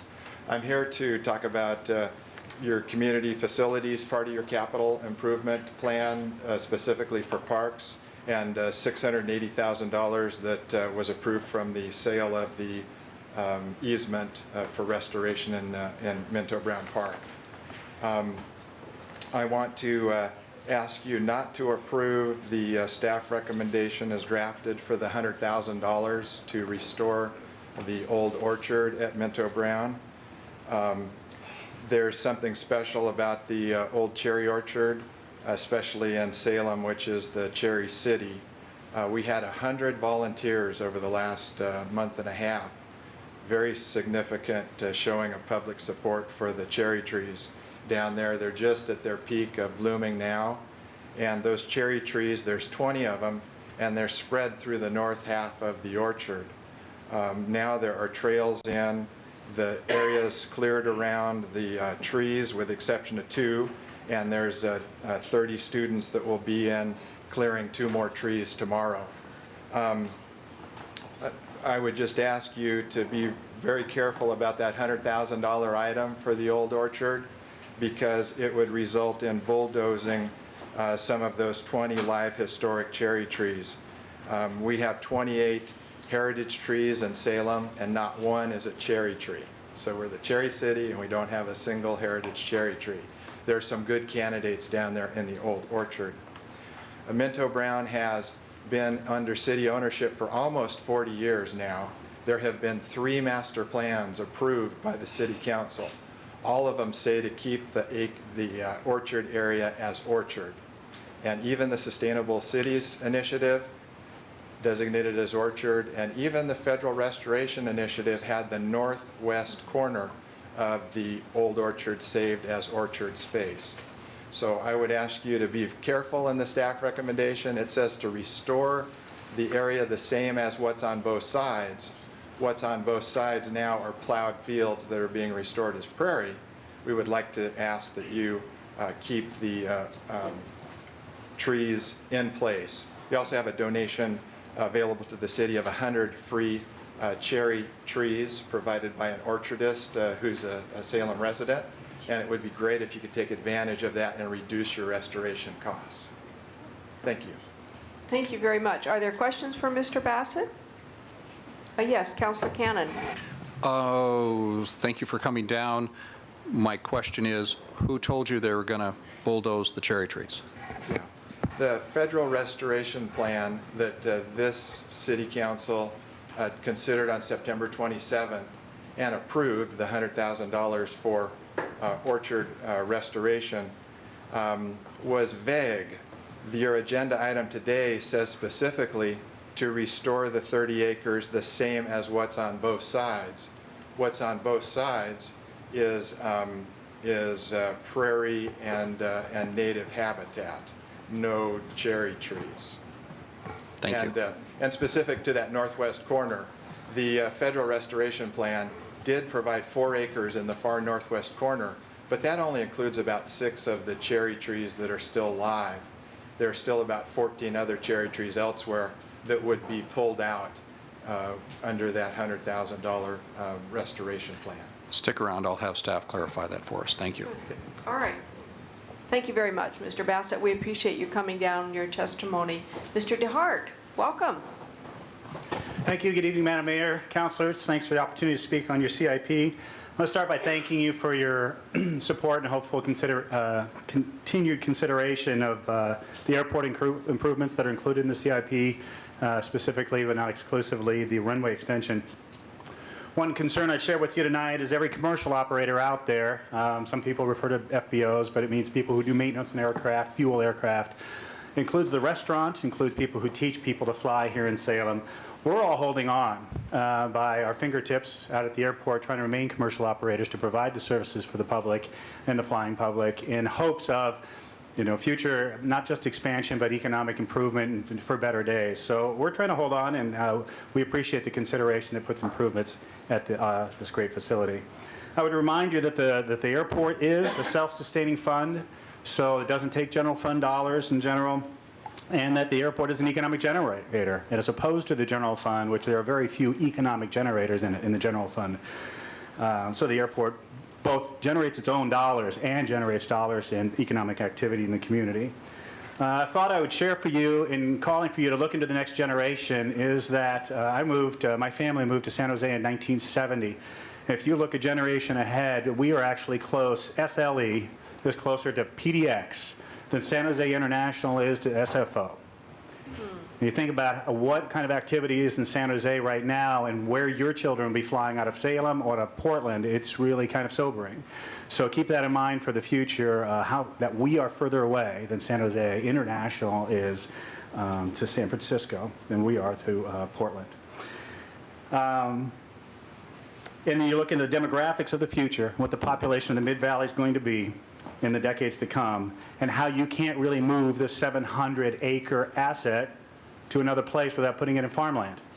So again, that's another consideration is it going to be right where it is, or are you going to try to find some farmland to put the 700 acres on? So it's going to be where it is, and it's going to serve great needs. So in summary, it is a great asset for our community, both in economic terms and also in public services terms. It's irreplaceable, it's unmovable, and it's increasingly vital as we go through the next couple of decades to a growing population and a growing economy of the future. Thank you. Thank you very much. Are there questions for Mr. DeHart? All right. Thank you for coming down. We appreciate your service to the city and your time tonight. Thank you. Yes, sir, would you like to approach the podium? Thank you. And introduce yourself and tell us, please, your address or which ward you reside in. And you have 3 minutes. The amber light blinks at the end of 2, and then the red light blinks to indicate that your time is up. Thank you. Good evening, Mayor and council members. I preside in Ward 2, Mrs. Tessler's ward. I want to say thank you very much for the CIP and the funding at the airport. It's quite vital. The city of Salem, unfortunately, the economic impact throughout the country is something we don't have control over. There is one item that I want to bring to the attention here of all the councilors as well as staff, and it's a way that we can make money on our money. And I see it wasted in the city, and that is the aspect of curbs and sidewalks that are not placed in. And I'll use an example of Hawthorne Avenue between State and Mission Street on the west side of the street. If we were to take our monies and improve that sidewalk and curbing all along the west side of it. Let's say it cost us $250,000 to put that in, as well as the sewer. In 5 years or 6 years or 4 years, whenever that's commercially developed, we can sell that part of the sidewalk improvement to the developer and sell it to them at, say, 90% what the going value of that project is for that day. So let's just say 6 years down the way, it's going to cost that developer $400,000 to develop that same sidewalk and curb that we put in. We can go ahead and sell that curb improvement, recoup the money, 90% of what it would cost him to put in. So it's a way of saving and making money on our money. And I just thought I'd bring that up. It's something that, in addition to the inconvenience right now of Salem residents, we could improve it now and sell those improvements to the developer and get our money back at the market value. Okay. Thank you very much. Thank you. And could you please state your name? Sorry, Ron Sturba. I thought you knew. No, I'm just sorry. kidding. I think somebody knows, right? Thank you very much. Are there questions? All right, Thanks. thank you for coming. We appreciate your time here. All right, now, are there questions for staff? Councillor Cannon? Does the $100,000 that is appropriated in the CIP for Minto Brown include bulldozing the cherry trees as suggested by Mr. Bassett? Question mark. Mr. Chandler. Dr. Chandler. Actually, I think we're going to have Mr. Bechtel come up. No, it does not include money to bulldoze. The thing we told council we would do is come back with the master plan. And Mr. Bechtel, do you have more to add? If there is no plan to bulldoze the cherry trees, then I don't need to go any further, Mr. Bassett. Thank you very much for raising the question. All right. Are there other questions for staff? Councillor Bennett? Yeah, Mr. Bassett has handed me just sort of a description of the cherry orchard that does show cherry orchard demolition. Is that some sort of preliminary plan, or what are we looking at here? Because I think there is legitimate confusion over what's going to have that orchard. Mr. Bechtel, can you address that? Sure, Mark Bechtel, Parks and Transportation Services Manager. I would tell you to turn to page 11 of your preliminary CIP. At the bottom, you see the project description. I guess I would just add, there should be language on that that says, pending council's final determination. Certainly, when we began putting this document together, one of the options available for the cherry orchard was to develop it similar to what's adjacent. And that still is an option for the council to consider. Other options would include restoring the cherry orchard to the way it used to be. I guess what we would say then is we would like to propose looking at updating the master plan for Minto Brown Island Park. We'd like to do that this fall. We have funding available in the budget to do that. And then we could go through and then bring to council your different options available to you to look at restoring the cherry orchard and really issues such as agriculture at the park and other things that really have begun to change over time. If I could add, as council probably remembers, this part of the Minto Brown property was pulled out of the easement. And so what we have said to the community as we met with them in public forums is that when we get to that point, we'll do a master plan and some planning about what that area would be. So we have $100,000 here. We'll do the planning, and then that will come back to City Council. Okay. Yes, Councillor Cannon?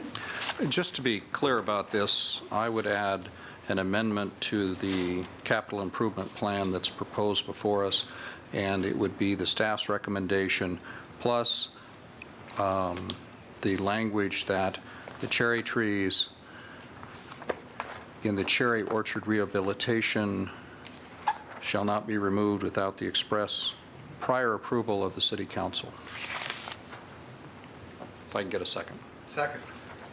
It's been moved by Counselor Cannon and seconded by Counselor Clem to amend the motion to indicate that the cherry trees in the cherry orchard restoration area should not be removed. Did I quote that correctly? With the addition of the language, without the express prior approval of the city council. Without the express prior approval of the city council. Thank you. I believe Counselor Tesler and then Counselor Bennett. Okay. First of all, a couple of facts. Cherry trees are not native to the Pacific Northwest. So, you know, it depends on what kind of restoration you're doing, and without getting into a long, involved discussion about that, we do usually recommend that people do leave old cherry trees because they are food for birds and other wildlife, and that much is true. I personally could not endorse your motion because what is happening out at that site is we are restoring that site to what is there, which is oak native prairie. That does not include cherry trees, which I believe are the Prunus genus, I can't remember. But that we need to not tie the hands of our land managers that work out there on a daily basis. And we need to appreciate that they are dealing with a constantly evolving landscape and plan and management as it goes. I really don't want to micromanage our land managers out at Minto Brown. I believe Counselor Bennett and then back to Counselor Cannon. Mayor, I wanted to just check in with you as a point of order. Would you like to have a motion, the general motion, in order for, and I can just include Counselor Cannon's motion. He's amending a motion. We haven't gotten to the floor yet. And I think that might help. It'd clarify it for me. So I'm going to move the staff recommendation, including the amendment offered by Counselor Cannon. So we would include not destroying the cherry trees until the council has a chance to probably look at the master plan. To look at the master Or to plan. approve the master plan. Second. Okay. Yeah. Okay, it's been moved by Counselor Bennett and seconded by Counselor Cannon. All right, is there further discussion? Yeah, I Counselor just want Clausen? to make sure I understand what that was. Yeah, we're going to have to restate the whole motion. Counselor Bennett's amendment was slightly different from what Counselor Cannon said. Okay, and I think Counselor Cannon had his hand up and wanted to make a comment. Mayor, there's a question too that the city attorney made. We're making a motion during deliberation. I don't know if there's more deliberation. We haven't closed the hearing yet, so. No, we have not. Yeah, so, We're still deliberating. so unless you want to close the hearing, it would not be in order to entertain a motion at this time. Right, okay. So what we were doing was starting the deliberation, and then we got on to the motion. So let's go back to the deliberation. Were there other comments, suggestions, questions, et cetera, among counselors? Actually, All right, hearing none, I will close the hearing. actually, And now- technically, the hearing wasn't closed, so you weren't even in deliberations yet. So now the hearing is closed. All right. Okay. Okay, now I'll do it. All right, now, Counselor Bennett. Thanks, Madam Mayor. I move the staff recommendation with the amendment offered, or the proposed language offered by Counselor Cannon earlier. And with your permission, let him restate his portion of the motion. All right, that would be fine. Counselor Cannon? Yes, the addition of the language would be that the cherry trees not be removed without the express prior approval of the city council. And I would second the motion as made by Counselor Bennett. All right. It's been moved by Counselor Bennett and seconded by Counselor Cannon, and I'm going to need help to restate the entire motion. Can someone assist me? I'll state it. It's All right, the thank you. staff recommendation for the approval of the capital improvement plan for the fiscal years 2011-2012 through 2015-2016, with the addition that the cherry trees in the cherry orchard restoration area not be removed without the prior approval of the city council. All right. Is there any further discussion? All right, all those in favor of the motion, say aye. Aye. Aye. Oppose? Motion carries. Okay.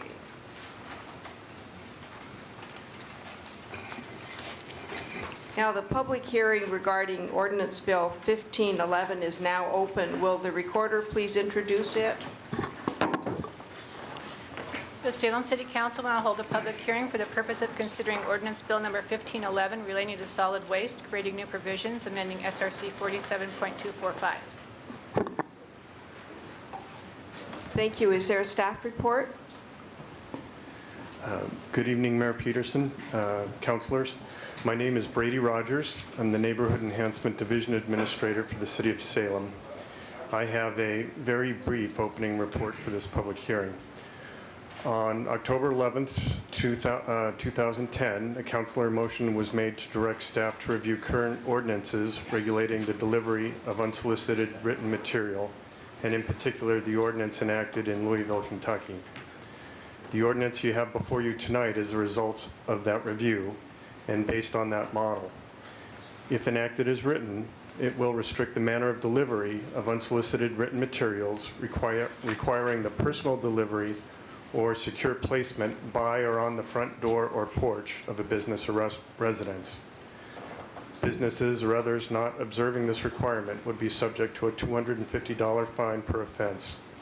These rules would pertain to all businesses or organizations delivering unsolicited written material to businesses or residences. This concludes my presentation. Thank you very much. And we do have several people signed up to speak. The first is Alan Scott. Will you please come to the podium, state your full name and your residence address or your ward. You'll have 3 minutes to address the council, and at the end, the amber light will be on, and when the red light comes on, that's the warning that you're at your 3-minute limit. Thank you, Mayor and City Council. Let me load some pictures here. I hope they're not of my visit to my mother-in-law's here.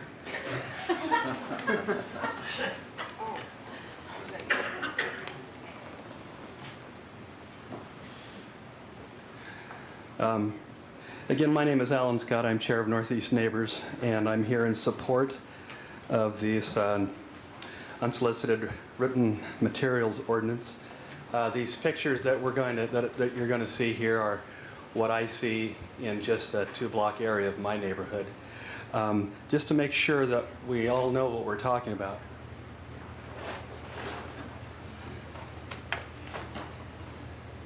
Those are the primary source of litter in Nen. Consists of about 90 to 95% of the litter.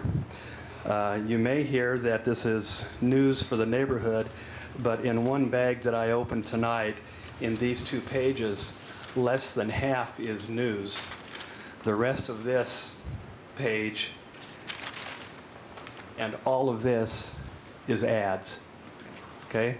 So this issue is really about about money, and it's about delivering these to everyone, whether you want it or not. I know there are some that like these, and those people can contact the newspaper and have those delivered if they like. But those of us that don't like these have had quite a bit of hassle. In fact, other than the quiet zone issue, this litter issue is the second most, we received the second highest number of complaints about it. And I guess I really don't have any more to say. I think the pictures speak for themselves. We just would like an easy way to stop this, and if they're up on the porch, of course, it's a lot easier for us to get rid of, but so. Are there questions for Mr. Scott? And if it's okay, I'm just going to leave these here and let somebody else pick them up. All right, I will take those with me. All right, thank you, Mr. Scott. We do appreciate you coming tonight, and we appreciate your preparation and the pictures in your testimony. Thank you very much. Thank you. Just so that everyone knows, what I'm going to do is to first ask the people who are in support of the ordinance to speak, and then those who've signed up in opposition to speak, so that we sort of have a snapshot and a snapshot. So I will call next on Sherry Bennett to speak. Just a second before you go. Mr. Scott, could you provide a CD with your presentation to the city recorder for the record? No problem. I have one of those too. Okay, thank you. Fine, thank you. Okay.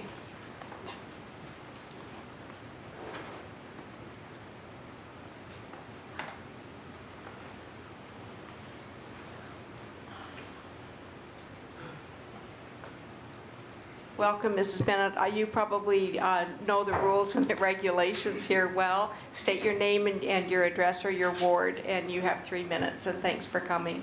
Thank you, Mayor Peterson, Council. My name is Sherry Bennett. I live in Ward 1 in the Northeast Neighbors area. I'm here tonight to testify in favor of an ordinance to please prohibit the delivery of unsolicited written material to the ground throughout my neighborhood. I'm going to show you some slides that illustrate the problem.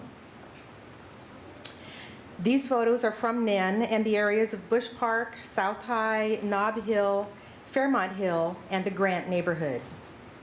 How much of a problem can one little free weekly shopper be? Well, let me show you. This is what I picked up in front of my house over 12 weeks. A bag full of, quote, unwanted material, waste paper, or garbage lying scattered about, unquote.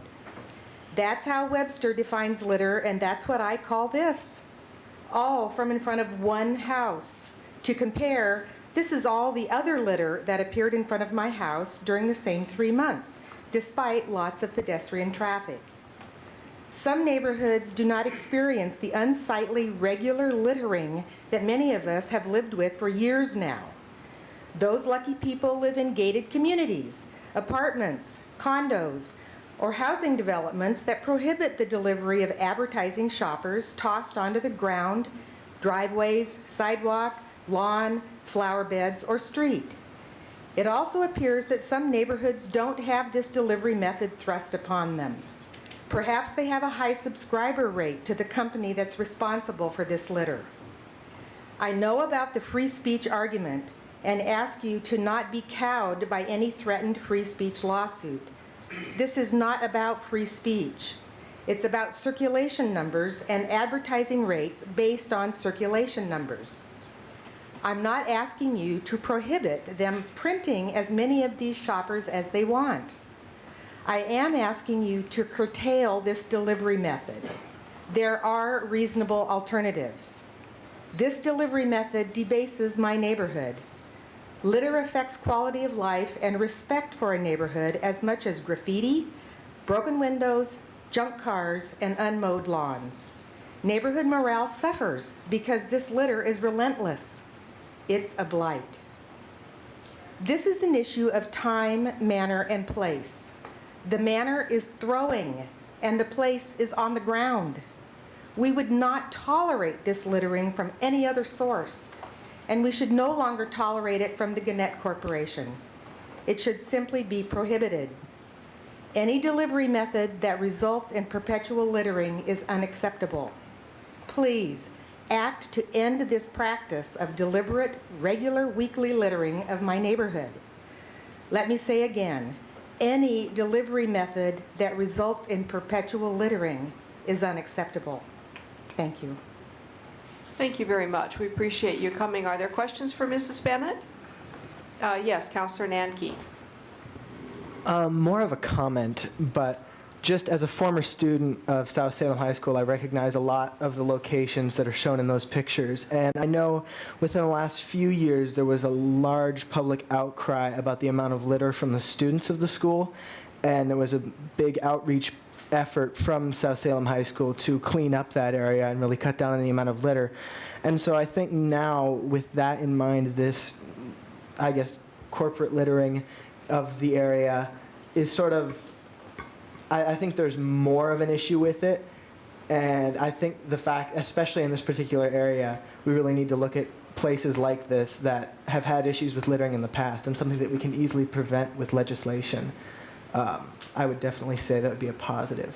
And then also, one of the things I noticed in several of the pictures is that a lot of these handouts or broadsheets would be mulched, or like rainfall would turn them into basically compost.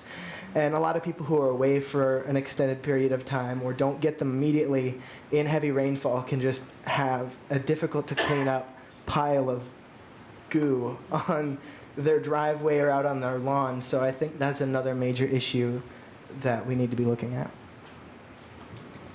Thank you. Are other questions for Mrs. Bennett?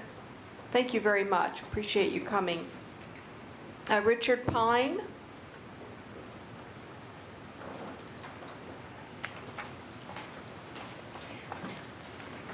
And again, Mrs. Bennett, would you please provide a CD for the record? Yes, welcome. Thank you. Richard Pine, 1630 Summer Southeast in Salem. I've brought in passing around a summary of my efforts since July 31st of last year to discontinue the unwanted deliveries. The summary ends with Mr. Silberman saying he would look into the problem. To his credit, the deliveries did stop for a while. But as you can see, they have started again. The Statesman Journal is a fine business that does a lot of good things in the city. This portion of their business, referred to nicely as the delivery of unwanted material, but which I consider corporate littering, should be an embarrassment to the Statesman Journal. I would rather this action not be necessary by the city of Salem. I would rather the Statesman Journal realize they have lemons on their hands and say, let's make some lemonade. Let's make a statement that says we are dedicated to customer service, and if we deliver this unwanted to anyone that's told us that it's unwanted, we'll come out, pick up the problem, pay a token appeasement to the neighbor that was offended, and be done with it.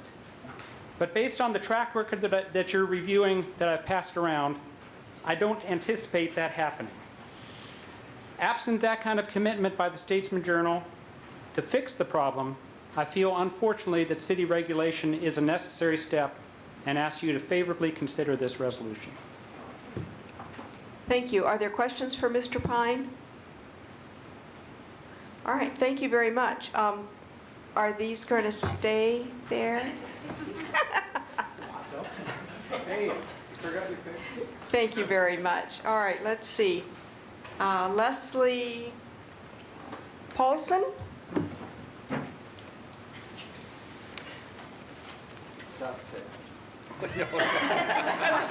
Over there. Thank you, Dan. Hey, there's more. Oh, wait, there's more. What I did is I looked at just my street in one day, and I didn't... excuse me, I'm sorry. My name is Leslie Polson, and I live in Nen, and... Is that your ward? My Nen, right there. I live on Garnet Street. So at any rate, on our street, we are the only not RP street. So we also have a lot of rentals and people that do not take the newspaper, and we sometimes have 10 or 15 of these at home. I recycle, so I don't like to have garbage at my house, but the Statesman Journal is always very generous and provides me with lots of extra mulch. I can take the plastic bags and recycle them at Agriplas, and I can also recycle it, but I'm trying to reduce my extra time. So I am here in support of this ordinance because I hate to regulate free speech, but it is not, it's just free litter. So what can I say? Hey. Thank you very much. We appreciate your testimony. Are there questions for Ms. Polson? Madam Mayor. Yes, Councilor Clem. Could I make a presentation, just a brief one? We have the Statesman Journal here with us, so.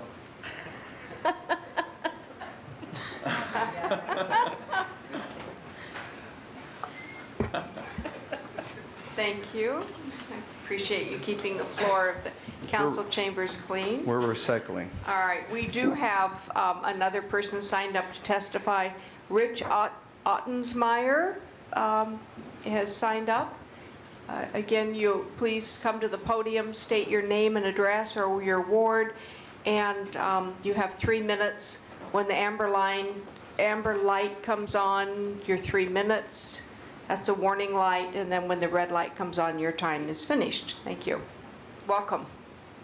Mayor Peterson, members of the council, I appreciate the opportunity to speak before you tonight. Up into the microphone. Good. Is that better? My name is Richard Ottensmeyer. I'm the controller and director of operations at the Statesman Journal.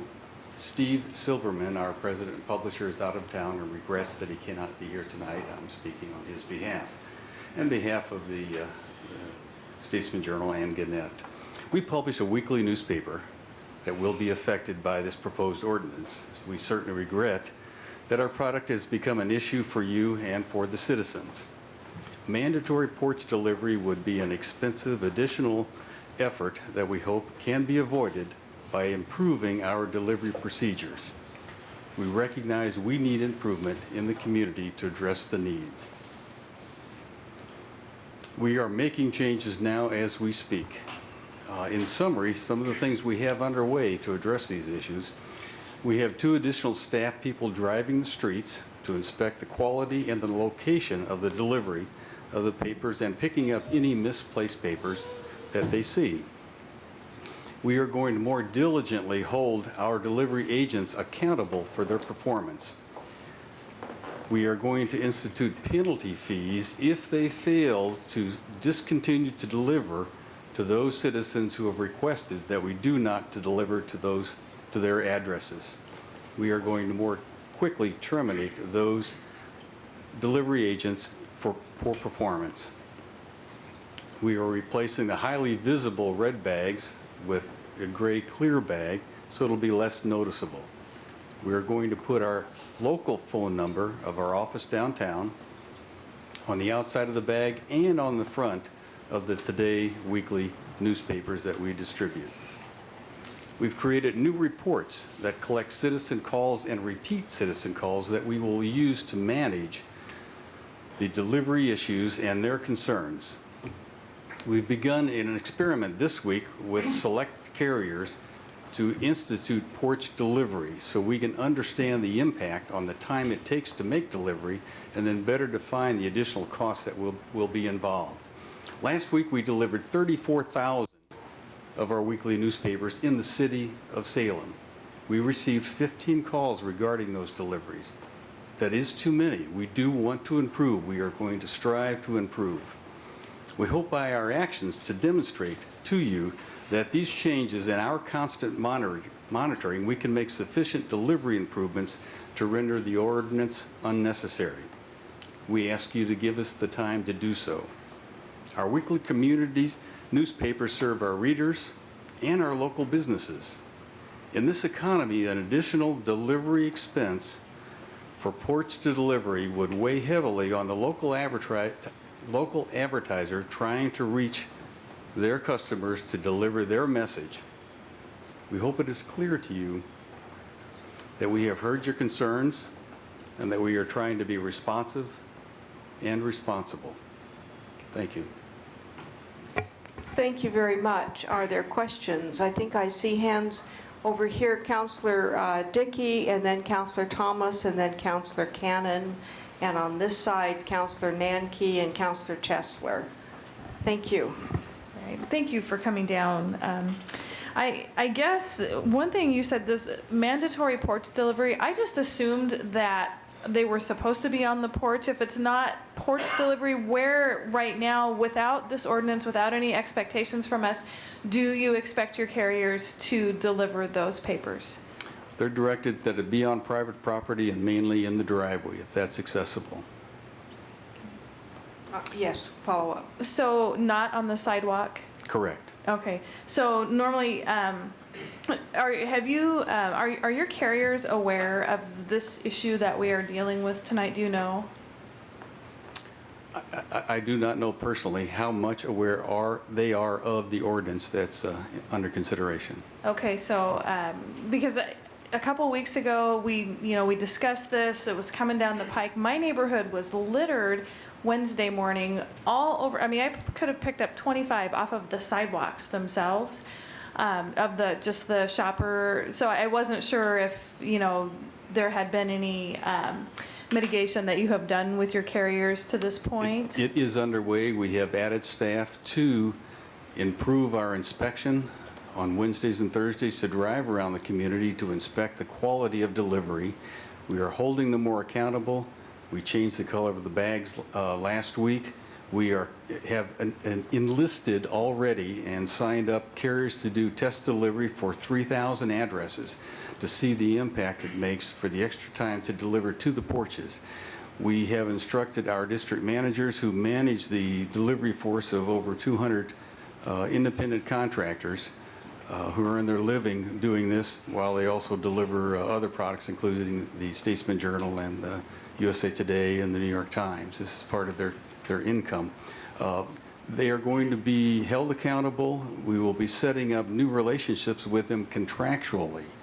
Our legal is right now considering the language for the 2 points that I described to you, and that is precise language on the quality of delivery, which excludes the sidewalk and the gutters, and penalties for failure, just as you're describing penalties in the legislation, the ordinance under consideration. Our contract with the carriers that we are going to re-sign, all of the carriers, will include language that they shall not, when they have repeat calls from customers asking us not to deliver, if they fail to not deliver, therefore if they make delivery, there will be a penalty fee for that. So we have taken action. We've had many meetings. We are evolving into the process of how we can address this. We've talked to consultants. Last week I was on the phone for a couple of hours with our delivery manager, speaking to a consultant on how to best approach this to serve the needs of the community, of the citizens, in a fashion that is cost effective for our advertisers. Councilor Thomas. Thank you for the information. You kind of answered some of my questions, which also raised other questions. So my first question is, how will you be able to track the newspapers that are not supposed to go to the folks that don't want them? We have an address database of all the addresses in Salem, and when we receive a phone call, we post a note to that file, and that kicks out a special report that tells us where not to deliver. And I've monitored that report in preparation for the meeting, but in preparation for dealing with the field on this. And as I mentioned, that database can tell us when we've received a call, do not deliver. When we get calls from people, I didn't get it. I need my coupons from Albertsons and Food for Less. So we get calls, and those records are in this address database.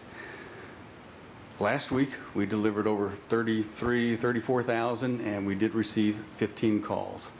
Through the month of April, the last 4 weeks, in response to your question of how will we keep these records, we have the address database. We've been using it for years.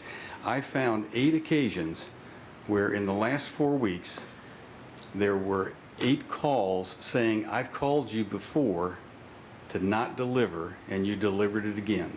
We failed. We did not meet their needs. We delivered over 132,000 of these newspapers during those 4-week periods. And we've got those 4 repeat calls. One of them, those calls was from the week before. One of those calls was from November. Another call was from last August. And the 4th call on which we had a record on that address of a previous call was from last May. So we recognize we need to keep the good data so we understand what the citizens are requesting, and so we have a basis with which to manage and hold accountable the delivery force. These are the tools that will enable us to do a better job. Okay. We want to do a better job and meet your needs. We do not want to be considered litter. We do, in fact, get calls from people saying, I love the product. I love reading about Habitat for Humanity that was in there this week, about the Borders Books and Toys contribution campaign going on right now. We had an article about big OK tires, local businesses. So there is reader information that people are interested in, and I have received a phone call from a reader who says, I didn't get my coupons to Food for Less. Can you bring it out? So there is value, and we want to keep our records in accordance with that address's desires, deliver or not deliver. That's what we want to do. And so my second question, thank you for that. As far as those individuals that are going to be held accountable, how long do you think that process is going to take, and how are you going to implement this information to them or disseminate it to them? We will have them re-sign a contract with the new language, which is with our lawyers right now, the two major components, delivery performance in specific locations on the private property in the driveways, and the penalties for failing to follow the request of that specific address. So during that contract re-signing, it'll be clear that they will be held accountable, and our staff will then be held accountable for managing their delivery performance. And it's a recognition that it's a dramatic need that we need to address. We are taking the time and the effort to try to address that as best we can to eliminate the need for it to be a mandatory legal requirement for porch delivery. Thank you. Okay, I believe Councilor Cannon had a question. Yes, thank you for coming down. You mentioned a request for an amount of time to process your new contracts and implement your procedures. What time frame are you looking at? We're thinking 45 to 90 days. It's an evolution process. We've got several hundred carriers to recontract and do this educational process. We think we may learn a lot from our test on porch delivery, that there may be some areas where we can implement that voluntarily because it is not cost prohibitive. And it'll be our desire to improve the delivery location, and that's part of the learning process we're going through right now, so that we can improve both the accountability and perhaps even the delivery location. So 45 to 90 days is what we think is on the table for doing the recontracting. Thank you. And learning. Thank you. Okay, guest Councilor Nanke. All right, I have a couple questions. First, I don't know if this has been specified, but the people who are delivering the newspapers, are they driving cars, or are they on bikes, or what is the method of delivery? The main method is in cars. Okay, and then you also mentioned that when we asked whether you knew if the drivers were aware of the ordinance, you said that you weren't positive, so I'm curious as to how much contact there is with the drivers. You said there was close to 100, and how easily it would be to tell them which specific addresses not to put newspapers at if they're viewing the location from a vehicle. Let's see. There are over 200. Okay, come on. This is Don Robinson, our delivery manager, who is responsible for I'm both the of these. responsible party. I'm the guy that makes it happen. So if you want me to address the problem, our carriers get a list every single week of who not to deliver to. It's on called a bundle top. And each carrier receives one of these, and it specifically says Mr. Potter, whatever his name was, will have his name on that list. Also, they get a list of who they are supposed to deliver to. And that's what they follow. And if they don't follow it, then and I go by, I'm one of the ones that verifies every single week. So I know what's happening out in the field. I also know that in those areas that you saw that were all nice and red, that probably by the next day most of those were gone. If they aren't, I will see them. The change in the white bag was a great improvement last week. That was the first time we did it across the board. I still had about 2,000 papers that went out in pink because I didn't get all my carriers at once. This week it'll all be in a clearer bag. But yes, the carriers get all that information. Okay, thank you very much. Now, are there questions for staff? Oh, I'm sorry, did I cut someone off? I'm sorry. Counselor Tessler? I'm sorry. Okay. It is a wound I will suffer forever. For about 3 minutes. For about 3 minutes. Okay. So here's my little tragic story with your corporate newspaper. I don't even get your paper. I just don't. For various reasons we can discuss at another time. I think that you should have a list of people who want this newspaper, and you should deliver it to those people. And you should not deliver it to anybody else who's not on that list. And I have seen the method of delivery that this gentleman refers to. It's a person who stands in the back of a pick-em-up rig and goes like this. You know, it's real accurate and selective. It's just, it doesn't work. I called 4 times and asked you not to deliver this paper to my house. I even went personally and gave the person the paper. When I called, I got a person at the front who put me on hold, and I was on hold for probably 5 or 6 minutes, and then another person came on, and then I talked to another person after that, and you just don't, there's no clear connection for people. And what about people who don't have time to call? I think a lot of people just pick it up. And okay, now you're gonna put it in a clear bag, now it's trash in a clear bag. I mean, it's a circular argument. I just don't, I think the people that deliver the paper also didn't, you know, I don't think grasp what they were supposed to be doing. I don't know, I'm skeptical. I'm sorry, I don't want to be, but I am skeptical, and I think it is trash. And I've seen it pile up in front of houses until it just rots into the ground. So unless you're going to pay somebody, it seems to me that your business model is flawed, because if you're just going to pay somebody to go around and clean up after what you didn't have to deliver in the first place, I don't understand how that makes sense or how that's even financially profitable.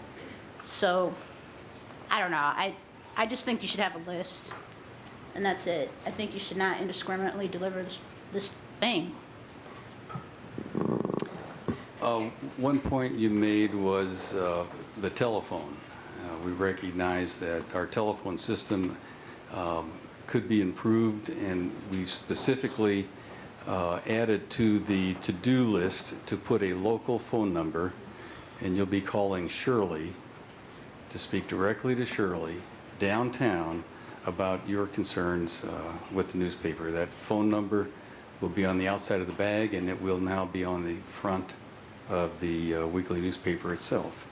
It's our effort to implement as many different strategies that can address each of the issues unto themselves, and communication is an important one that you had mentioned earlier. How are we going to communicate with the carrier? We have over 250 carriers that are making these deliveries, and we need to work hard at it. Can't do it overnight, and we've begun that action. We've begun a test program.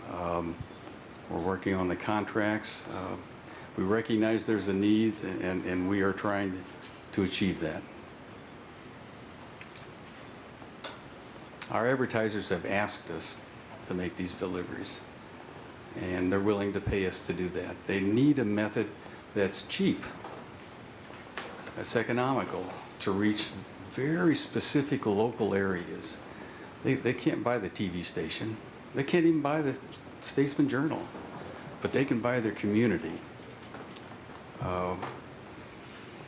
We had Cocoa Family Dentistry in last week's paper. We had Home Fire Stove. We had Salem Saturday Market. They were communicating. We had stories on the Student Career Fair. This is a way to reach the public that is affordable, and if we can improve it so we don't disrupt everyone's life and it's not considered a litter, we would have made an improvement, and that's what we strive to do, and we're taking extra effort to try that now, and we'd like your patience to work with us. Thank you. I believe Councillor Clem had his hand up. Madam Mayor, I've already taken care of recycling.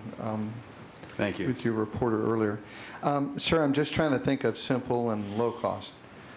Is it possible that the carriers who are delivering these, when they see 2 of them already piled up in the driveway, they could not throw a 3rd week's paper out there and then report that address as someone who obviously, whether they want to or not, isn't even picking it up? That is a terrific suggestion, $1 especially when they're to- on vacation or... Yeah, well, and if they're on vacation, they certainly don't want to come back to I agree. Ads that have expired. So I'm trying to think of Great your point. advertiser's viewpoint. Great point. They're paying for ads that aren't even being read. And so, pay them $1 to report that and/or pick it up, but in fact report it and then send somebody else to pick it up later, or at least take them off of the list for the 3rd or the 4th week. So just an idea that I think the more involved that the delivery folks are in the solution. Agreed. Yes. You know what? I'll bet they don't like having to throw that paper, but they're being paid to.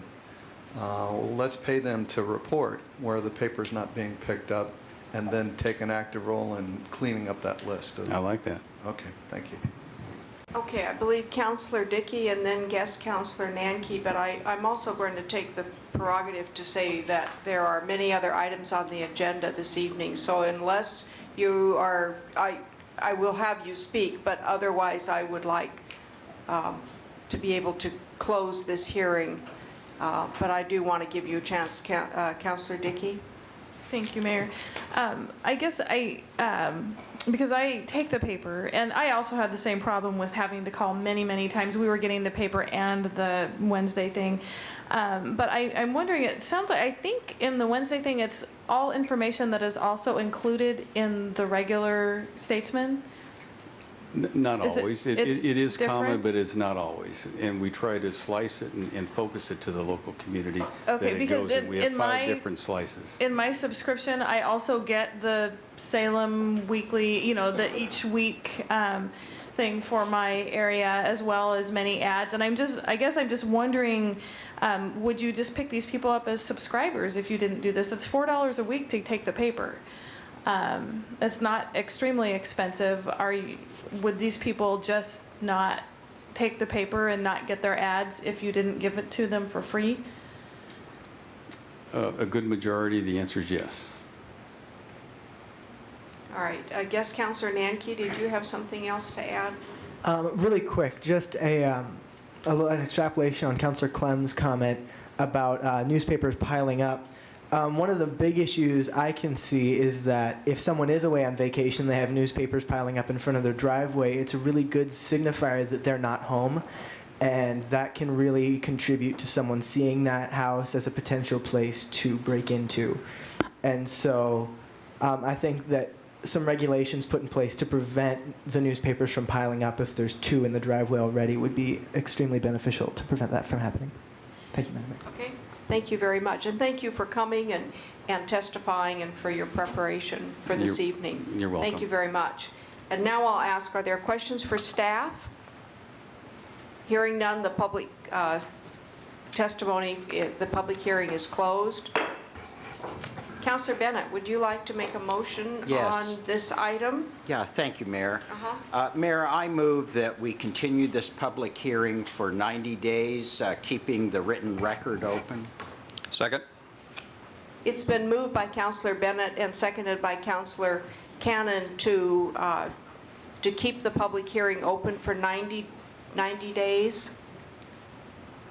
All those in favor? I'm just. Oh, just I'm second. sorry. Let's see how close I got. Oh. I just want to make a note that Yes. you gavelled the hearing closed, and now there's a motion to continue the hearing, so you have 2 inconsistent actions here. So, Mayor, you would have to basically rescind your action of closing the hearing and then entertain the motion.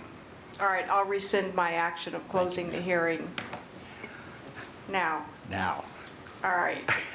So it's Mayor, thank you, Mayor. You're welcome. I move we continue the public hearing for 90 days for the purpose of collecting public testimony regarding the actions outlined by the Statesman Journal, and then take action on our second reading at the end of that 90 days. Second. All right, it's been moved by Councilor Bennett and seconded by Councilor Cannon to continue to keep open the record The record, yes. for 90 days and then move to the second reading. The motion is to continue the hearing. That's not to simply keep the record open. What do you want me to say? Well, what do you want to do, Councilor Bennett? There you go. Right now, the hearing will be continued, which means that you would take additional testimony in 90 days if there are people who sign up for it. If you want the hearing closed, but to continue to hold the record open, that's what the motion should be. Might I suggest to the maker I of the thought motion? that was my first motion. Well, the first motion, but it occurred after the hearing had been closed. Okay. The mayor gavelled the hearing closed, and so you need to make the motion before the hearing has been closed. I move we close the public hearing and hold the record open for 90 days. hold the record open for 90 days. Written record open for 90 days. All right. And Councilor Second. Cannon seconded that motion. Now, Councilor Bennett, would you Okay. like to speak to your motion? Just very briefly, first I want to disclose that Sherry Bennett is my wife. She testified on this matter tonight. And we share a number of opinions on this. At the top of my list is, after listening to the discussion, this is a business model based on litter. And the resolution of this is, can the Statesman Journal change its business model so that it no longer litters our neighborhoods? It's really simple. If McDonald's did this, we'd be banning Big Macs. Watch Portland. In this case, all we're asking is that this business conduct itself appropriately and in accordance with just good manners, like we expect of students walking to school or somebody driving down the street, that they not drive down the street as this method works at 20 miles an hour, throwing newspapers into the public right-of-way.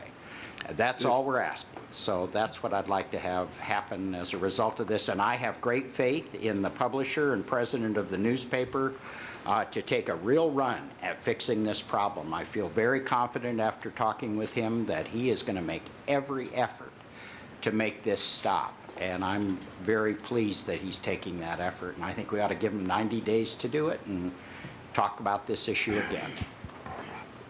All right. Further discussion? Just, All right. yes, Yes. just to clarify that this issue is not a point of discussion on the ordinance, but merely the motion to continue for a period of 90 days. The written record will be left open for anyone who wishes to send information in to us. Thank you very much. All right. Thank you. All right. It's been moved and seconded, and now I will call. All those in favor, say aye. Aye. Aye. Oppose? Say nay. Motion carries. Thank you. I'm going to now go back to the beginning of our agenda. I recognize that I'm leaving item 8C, but there is no public hearing on item 8C, and there are people in the audience in the council chambers this evening that have come here to speak, and so I want to move back to the beginning of the agenda, actually. I have one item I'd like to mention, and then we'll move to the reports of boards, commissions, and committees and presentations by outside agencies. I would like to call your attention to a letter that we received dated April 11th from the Prime Minister of Japan regarding the results of the earthquake and tsunamis in Japan, and his appreciation to people in this country for their support. We did publish his letter. We will be publishing his letter on our website. It is framed and it is in the council chambers on the wall to the right of the glass case. So I'm not going to read the letter tonight, but I do encourage you. It's a lovely letter. Encourage you to see that on the website. Okay, we're now going to move to reports from the Cultural and Tourism Promotion Advisory Board, and representing that is Scott Snyder, Chair. Welcome, Mr. Snyder. We're glad you're here. Thank you for your patience this evening.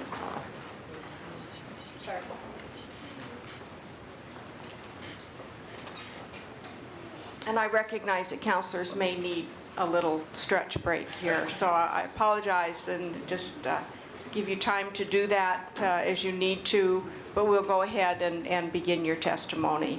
Good evening, Mayor Peterson and councilors. My name is Scott Snyder, and I'm the chairperson for the Culture and Tourism Promotion Advisory Board. I'd like to acknowledge the other members of our board, Vice Chair Alice Morton, Frank Howard, in the audience tonight, Virginia Green, Davida Wilson, and Lola Hackett as well. On behalf of all of us, thank you for the opportunity to present the board's annual report. My comments this evening are intended to enhance the annual report in your meeting packet, not replicate it. I'll allow you to read and enjoy the annual report on your own. I would like to speak to you, however, about the role that the board and how it meets our core responsibilities. The role of the top board, as we are known, is to recommend funding for programs or projects designed to promote Salem or enhance the quality of life in Salem. This is phrasing taken directly from the Salem Revised Code 16.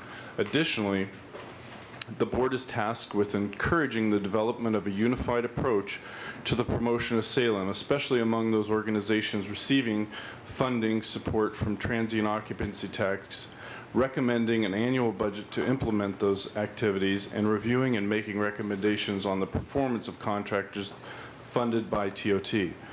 This description of duties translates into the work plan included in the annual report. The board receives and reviews performance reports from Travel Salem, the city's tourism marketing organization, and they are a TOT-funded recipient. However, the duties involved with the recommendation of grants for tourist attraction, heritage or cultural facilities, special events, and capital projects dominate our board's work each year. Over the past year, the board has endeavored to enhance accountability for the grantees while also providing support for the events and facilities that contribute to our quality of life and to the abundance in Salem that Travel Salem accesses to highlight our community as a destination for tourists.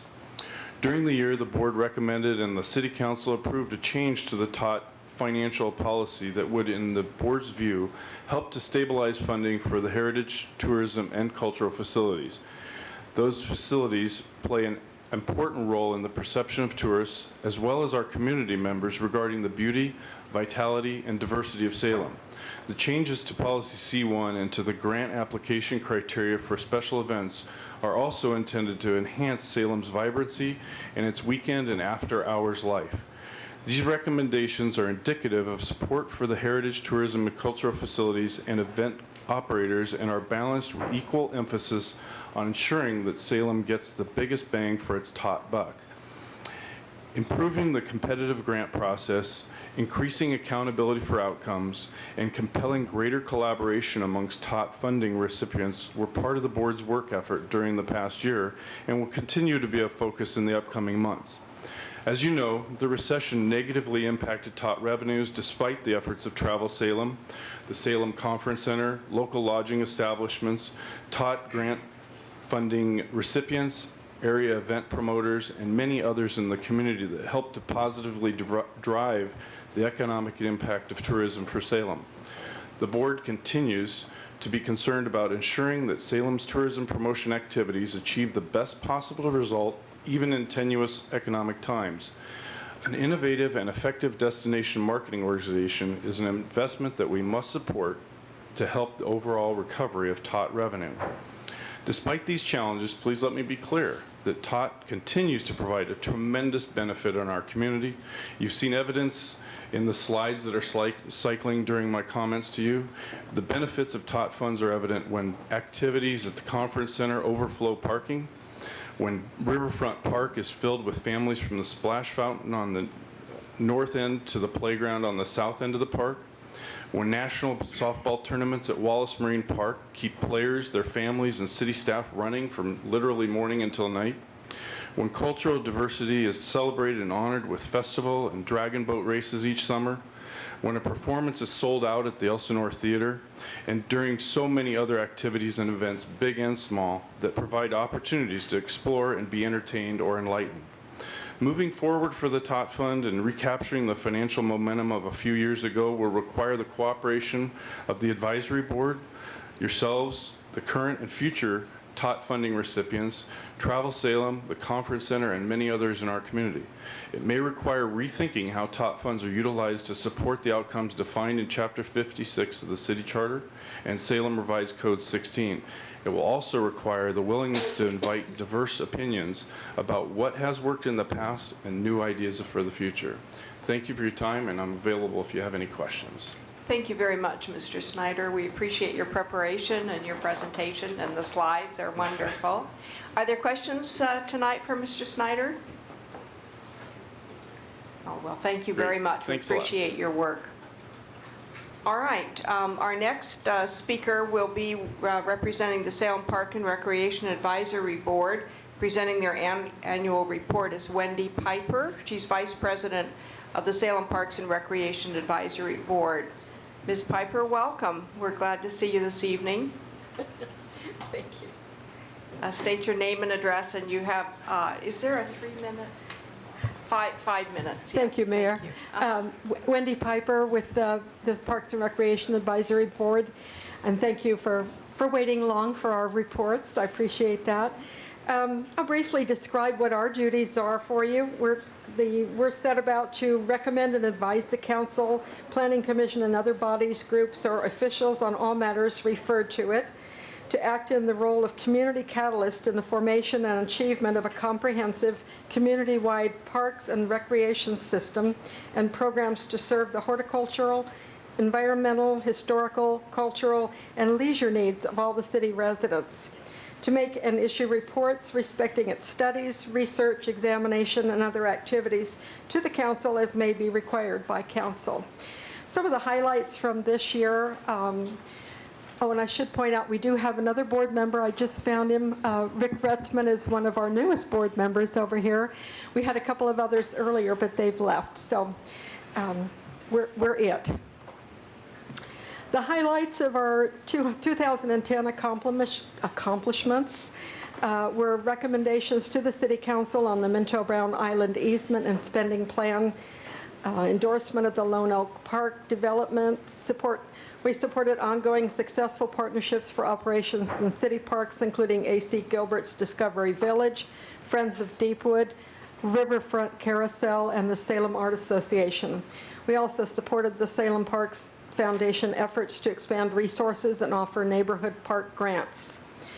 We also participated in 2 park tours that included the Lone Oak Park development site, Northgate Park to investigate parking lot and detention basin projects, the Sunnyside Mildred Community Garden, the Lower LaFell Reservation site area, and what was then Battle Creek Golf Course property. The park tours are an essential part of what we do, and we'd love to even have more. They're a great help in seeing what we have accomplished at our parks, to see also what needs to be done. After holding public comment session, we also talked with the proponents of the Little Angel of Hope statue. The board voted in favor of placing the statue at Riverfront Carousel Park. We also participated in an on-site investigation discussion with city staff. The board approved comprehensive park system master plan amendment to add the Battle Creek Park property, formerly Battle Creek Golf Course, as a large urban park, and council approved that. We recommended that City Council give staff approval to seek Oregon Parks and Recreation Department grant funds for a partial development excuse me, of Bill Regal Park, which was also approved, and grant funds were eventually awarded to staff for this project. We also helped endorse an amendment to the Northgate Park master plan to include a parking lot and detention basin as a result of a street widening project. We endorsed the addition of the area north of Phillips Field in Bush's Pasture Park as a reservable picnic area. We also helped implement and appoint 3 board members from our board to take a lead in the combined effort to study the park system funding alternatives and complete the update to the Salem Comprehensive Parks System Master Plan. Love to come up with a short, catchy name for that one. We also endorsed the Fairmont Park Master Plan update and spending plan for park improvements. which was approved also by the council. We recommended the name of Brian Johnston Park for the new Lone Oak Park development, and approved the construction of a tennis backboard and the striping of pickleball lines at Orchard Heights Park. Both projects were funded through donations by West Salem citizens. For next year, we have a lot to do again. One of the main things will be to continue to participate in the Parks Revenue and Master Plan Task Force. And I'd like to very much thank the council members who are involved in that project. Your participation at those meetings is going to help a lot in getting that accomplished and also implemented in the future. And so we are very happy to have your assistance on that. We have a lot more to do this year as well. Some big things, some small. We need to take a lead role in the development of the Battle Creek Park Master Plan and the Minto Brown Island Master Plan updates, along with the others. We'll be doing oversight on the 2011 Salem Park Improvement Fund projects, which include Orchard Heights Playground improvements, Fairmount Park improvements, Nelson Park Playground, Eastgate Basin security lighting, and Northgate Park concrete path to the Peace Garden. So we have lots to do and are looking forward to it with enthusiasm. I want to sincerely thank the hardworking and dedicated staff of Parks Department, as well as the hundreds of volunteers that keep our parks going, especially in light of dwindling monies to do that which. So, any questions? Thank you very much, Ms. Piper. I appreciate you coming down, and I appreciate the report. It's very well presented, and I will learn a lot from having a chance to really study it more in depth. Thank you. And again, I appreciate also, yes, thank you to the volunteers, to the city council members that have been working on the committees. It's tremendously important. Are there questions for Ms. Piper? Councilor Dickey? All right, thanks for coming down and being so patient with us while we went through a couple public hearings. I just wanted to thank you and the rest of the Parks Board for your dedication to our parks. I got to sit in on one of your meetings a short time ago, and just the thoughtful dialogue between the members and the very thorough dialogue as they discussed an issue, I just thought really showed how dedicated you all are to our parks, and we really appreciate that. Thank you so much. Thank you. Are there other questions or comments? All right, thank you again for coming. We appreciate this. All right, I believe we were going to have a presentation on the Salem Chamber Orchestra. I believe we're not doing that. I don't believe Ms. Murdoch is in the audience. Okay, all right, we'll put that over to another time then. Thank you. All right, we'll now move on to the I don't think we have, I don't think we have anyone. We don't have anyone signed up for public comment. We'll move to the consent calendar. Councilor Bennett, would you make a motion to approve the consent calendar, please? Yes, thank you, Mayor. I move the consent calendar with additions with the following pulls. 4.2A by Councilor Clausen, 4.2B by Councilor Clausen. Second. All right, it's been moved to accept the consent calendar. It's been moved by Councilor Bennett to accept the consent calendar with the pulls of items 4.2A and 4.2B, and seconded by Councilor Dickey. Yes, Councilor Cannon. I wish to speak very quickly to 5A when that comes up, so that would also be a pull if that's necessary. I don't know if special orders of business are a pull or not. They're not part of the consent calendar. Very good. I'll wait till then. Thank you. All right. All those in favor of the motion? Aye. Opposed? And I voted aye, by the way. All right, motion passes. And we'll move now to special orders of business, and we'll address the pulled items. Councilor Clausen, would you like to talk about item 4.2A? Yeah, I'd move staff recommendation with one comment. All right, what is your comment? Second. Oh, I'm sorry, moved and seconded. Your comment? Just a potential conflict of interest. I deal with the permitting process quite a bit, but I feel like I can vote on this, no big deal. All right, thank you.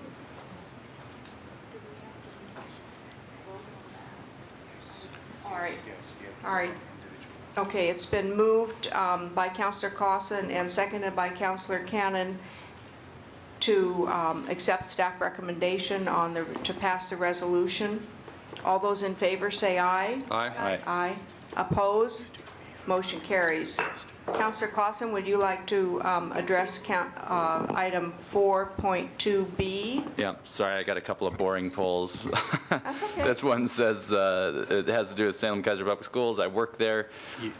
Oh, I'm sorry, the motion is staff recommendation with a comment. Second. All right, it's been moved by Councilor Clausen, seconded by Councilor Cannon to approve the staff recommendation with his comment. And your comment is? I work for the school district. I don't think there's any real consequential conflict of interest. But one comment to go out on this one, I thought it was an excellent staff report. This was a weird fund that was created with this qualified energy conservation bond volume cap to the state of Oregon. Anyway, it was a weird issue, but I want to make sure everybody understands it's clear that my understanding of this fund is not that it's going for Salem Kaiser Public Schools use. It's going to a pool that Salem Kaiser Public Schools could choose to pull from, and they might have the same issues that we have, which would be no money to use. So I think it's a clarifying point that just so people don't think school districts has another $1.5 million to work with. Yeah. They don't. They have the same issues we do, I'm sure. So All right. that's all. Thank you. It's been moved and seconded to accept the staff recommendation of this resolution. All those in favor say aye. Aye. Aye. Oppose? Motion carries. I believe then we move to,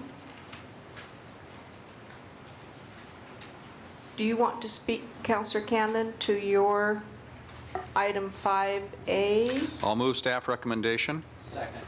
Speak to the motion. There is a quick presentation. Chief Moore or, okay.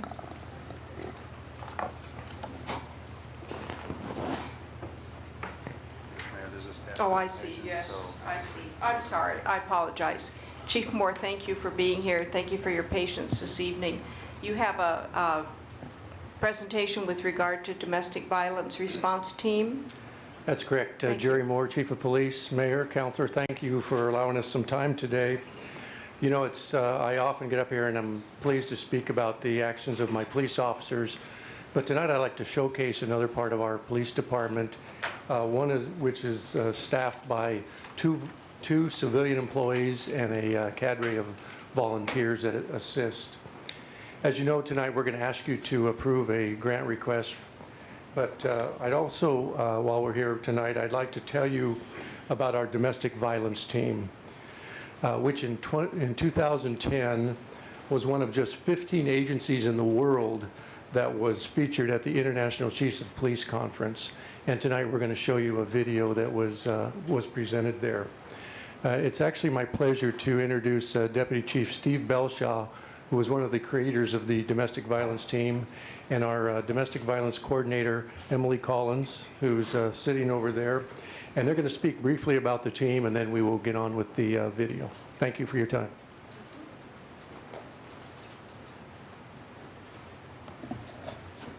Good evening, Mayor and City Councilors. Deputy Chief Steve Belshaw.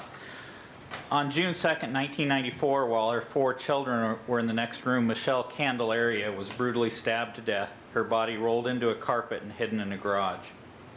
Her killer was not some random stranger that forced his way into her home.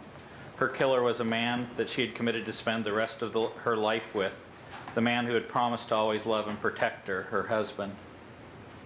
Michelle left behind grieving friends and family, including 4 young children, the youngest turning 1-year-old 3 days after her death. Unfortunately, Michelle's death can be found in any city in any state and is not unique. Every domestic violence homicide leaves a community wondering if they could have done more to prevent it. And in 2004, our agency saw that domestic violence as a crime-related problem that affected our entire community.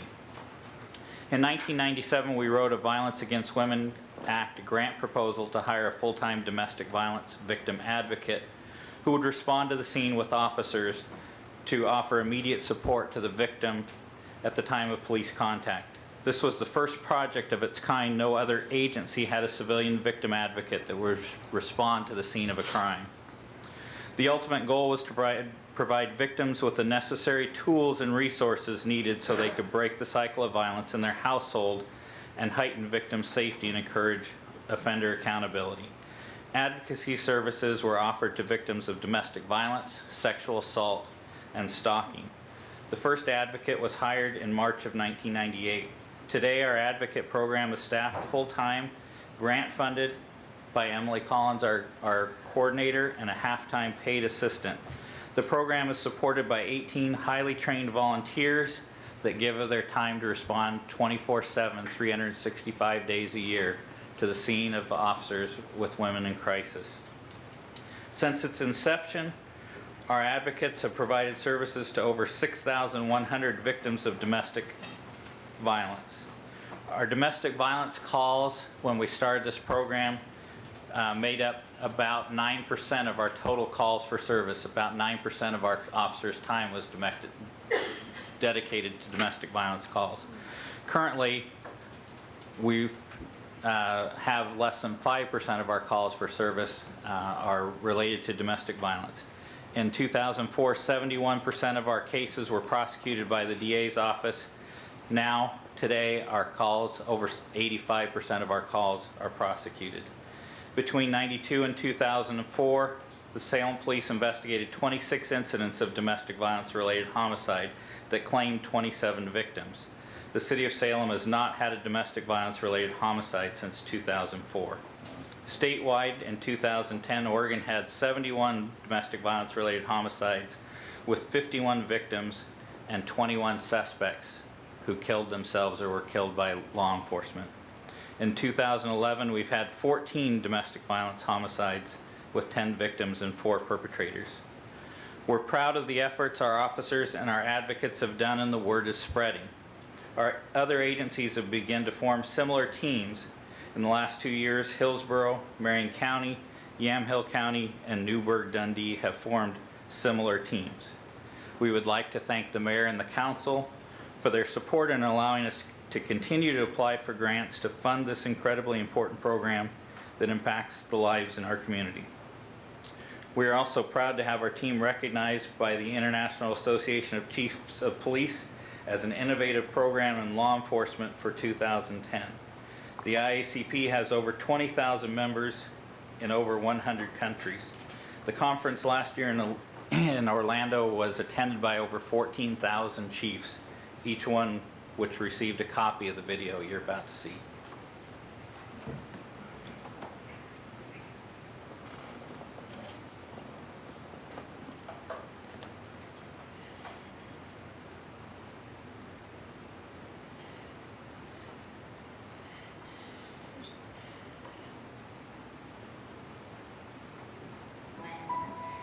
My husband then decided to beat me, and he chose to proceed to beat me for the next 9 days.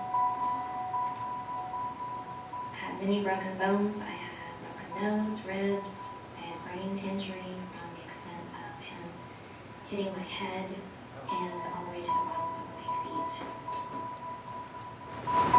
Our program was created in order to have advocates immediately available to provide intervention and information to victims of domestic violence.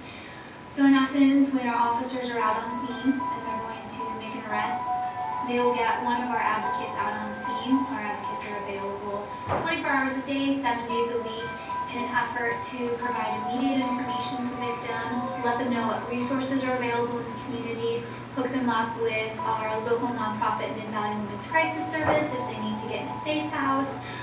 Our biggest priority when we're working with victims of domestic violence out on scene is to provide a basic safety plan.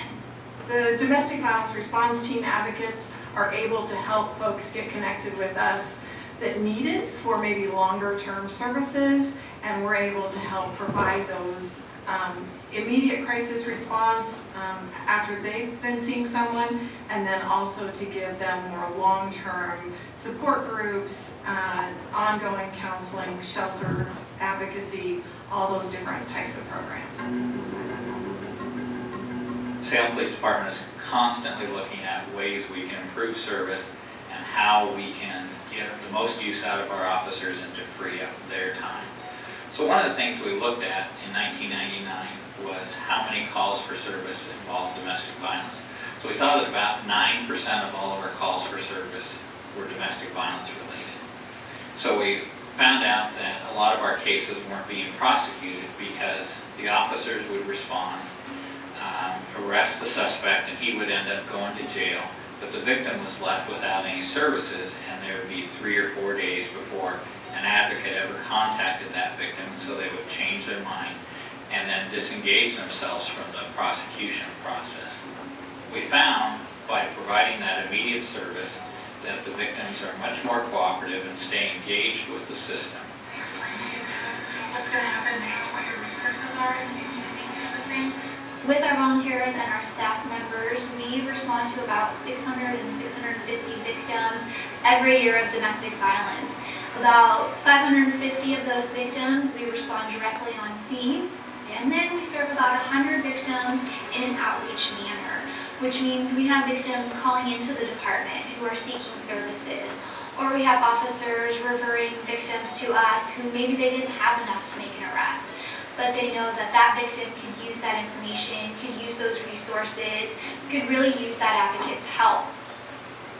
I can't say enough about the quality of work, the investigations that this team does, and brings this collaborative approach into prosecution. Upwards of 80% of these cases are submitted and done in a really quality fashion, allowing us to protect those victims in these particular cases. I'd like to say what a nice job that the domestic violence team has done for our community. They ought to be really proud, and I know in prosecution we need them. Well, I see the biggest benefit of this domestic violence program is the fact that our domestic-related homicides have been greatly reduced or if not eliminated. The simple fact of the matter is our calls for service regarding domestic violence have been reduced greatly. Years ago, I believe they were about 9% of our total calls for service, and now they're about 5%. And in times when our budgets are lean and we want to put more police officers on the street, we get more bang for our buck with this program. We're able to take care of business the very first time we go, and the number of repeat calls are eliminated greatly. And the great thing about this program is it can be replicated in almost any city or any state in the country, and I think they would have similar successes. My case ended with success between the DA's office and the Salem Police Department working together. And he is behind bars for almost the rest of his life. And I truly thank the Salem Police Department, the Victims Advocate, and the DA's office for our success.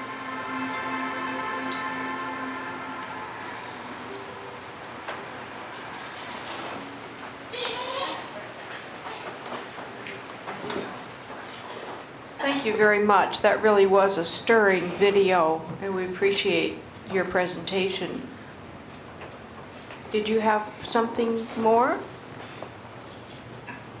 I didn't mean to be cutting you off. No, I didn't, Mayor.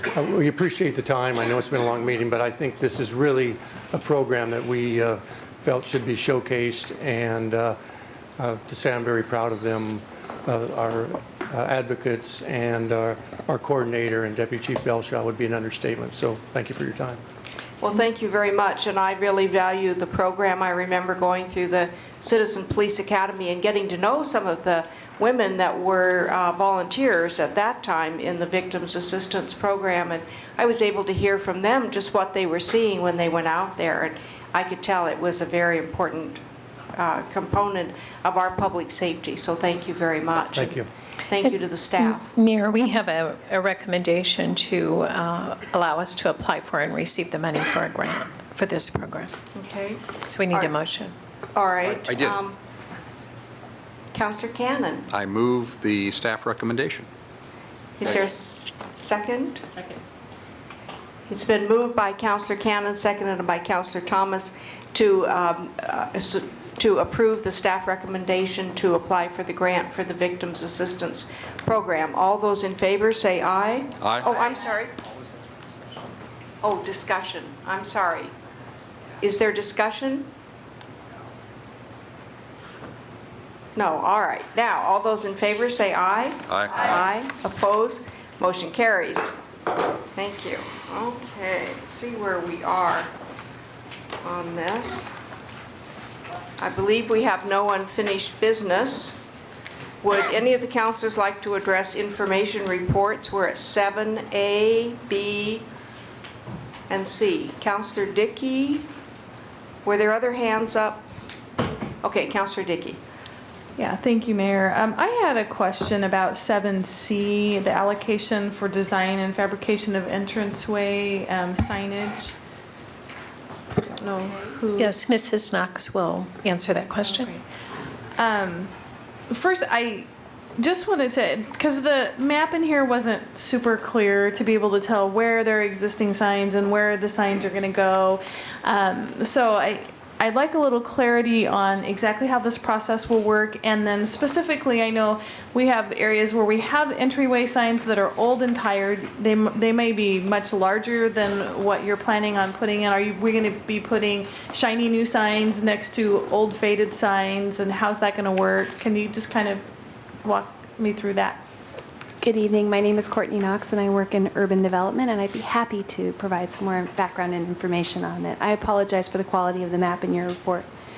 The proposal before you this evening is a Vision 2020 project, and it's designed to match something that's already been approved, which is a wayfinding information system that will be employed predominantly in the downtown city center area with a little bit of a broader opportunity for expansion in West Salem and some other areas. What we're proposing to do is actually replace 18 existing signs, and this will bring the quality of the signage to match this wayfinding proposal. And then we're talking about 10 additional locations for these wayfinding the entranceway signs. And those were proposed by a volunteer task force as part of Vision 2020 based on traffic count information. And so that's what the map is trying to illustrate, although I'm sorry that it's at such a small scale. But it is trying to isolate 10 new locations and replacement signage of 18 existing signs.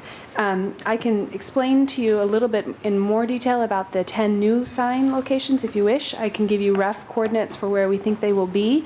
It will largely depend on further design work as well as identification of utilities and other potential barriers. Is that just the large circles on the map? Is that where the new signs will go? The large circles on the map are not being proposed for funding right now. The large circles reference monument signs, and the other thing that this group did was look at traffic volumes again to identify where potential new monument signs or replacement of monument signs might be made. There are currently 3 monument signs, what we're calling monument signs, major entranceway signs, in Northgate as you're coming off of I-5, in West Salem on Wallace, and then the third location escapes my mind right now, but there are 3 locations, and each sign is very, very different. And so the intent would be, as funding becomes available, to replace those entranceway signs as well. This proposal, however, is for just the entranceway sign that's on a post that would have, in your packet, you can see a picture of it. It's a Welcome to Salem sign. Great, thank you very much. You're welcome. All right, thank you very much. Other questions regarding the informational reports? All right, hearing none, we'll move on. I believe that we have no further business to come before the council. Oh, am I wrong? 8C.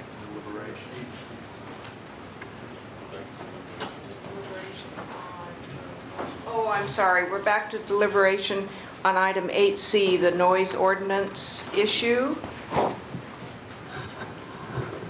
Okay. Mayor, I'll move the staff recommendation if you'd like me to. All right. It's been moved to accept the staff recommendation. Counselor Bennett moved. Is there a second? Second. It's been seconded. It's been moved by Counselor Bennett and seconded by Counselor Cannon to approve the staff recommendation with regard to the ordinance regarding the noise ordinance.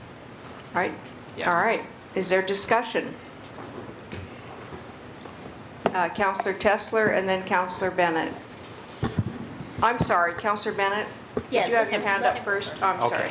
Okay, thank you. Always gets to go first. Okay.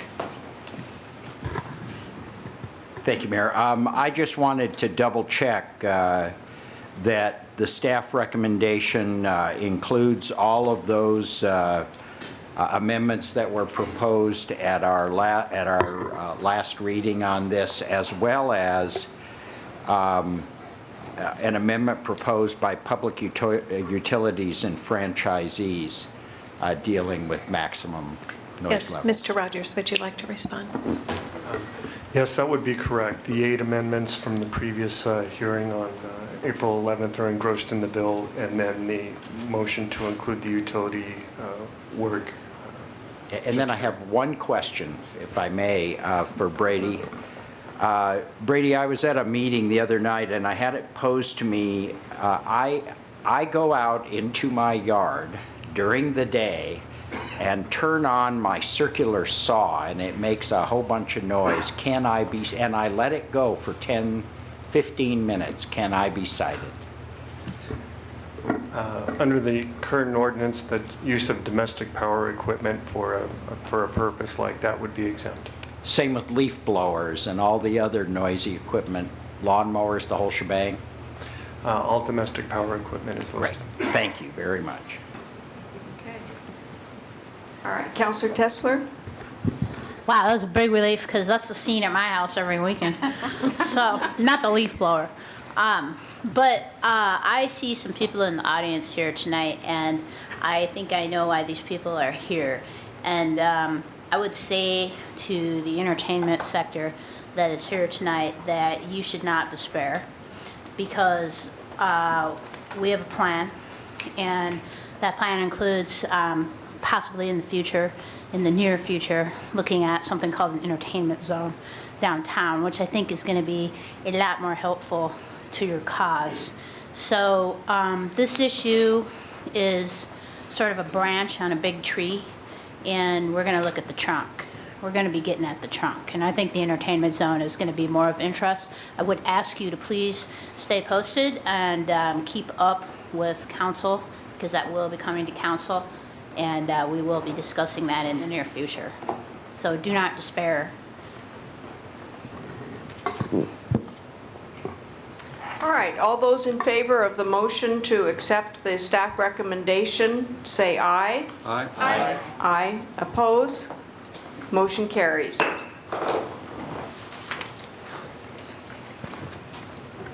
Okay, we have no second reading of ordinances. And first reading?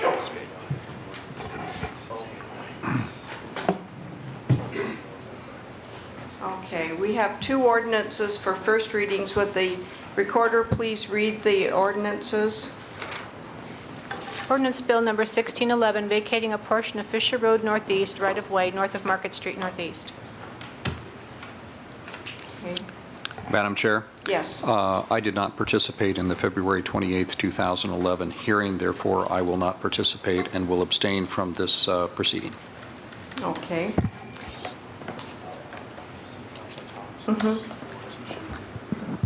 Okay, Counselor Thomas, this is in your ward. Would you like to make a motion regarding Ordinance Bill 16-11? Yes, thank you, Mayor.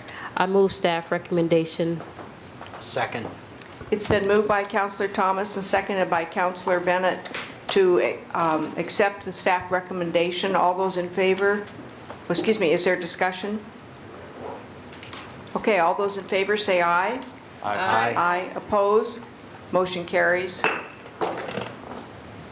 All right, and Ordinance Bill 17-11, right?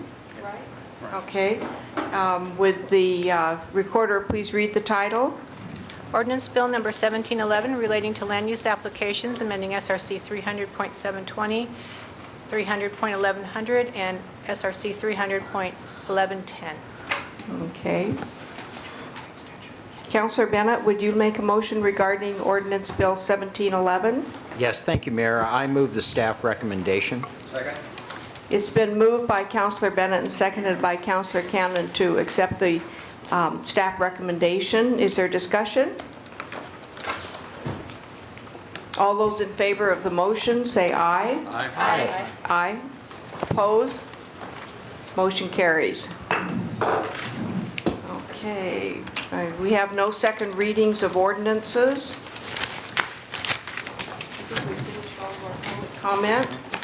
And we have no mayor's items and no councilor's items. If there's no further, oh, I'm sorry, Councilor Clem. Just, I think other councilors will join me in this comment that it's very impressive to watch this young man grow up on council for 11 years and actually had absolutely great questions. Really good questions. You are going to really be something. So very impressive, person of your age to have that kind of insight. So again, welcome, and don't tell your dad we said anything.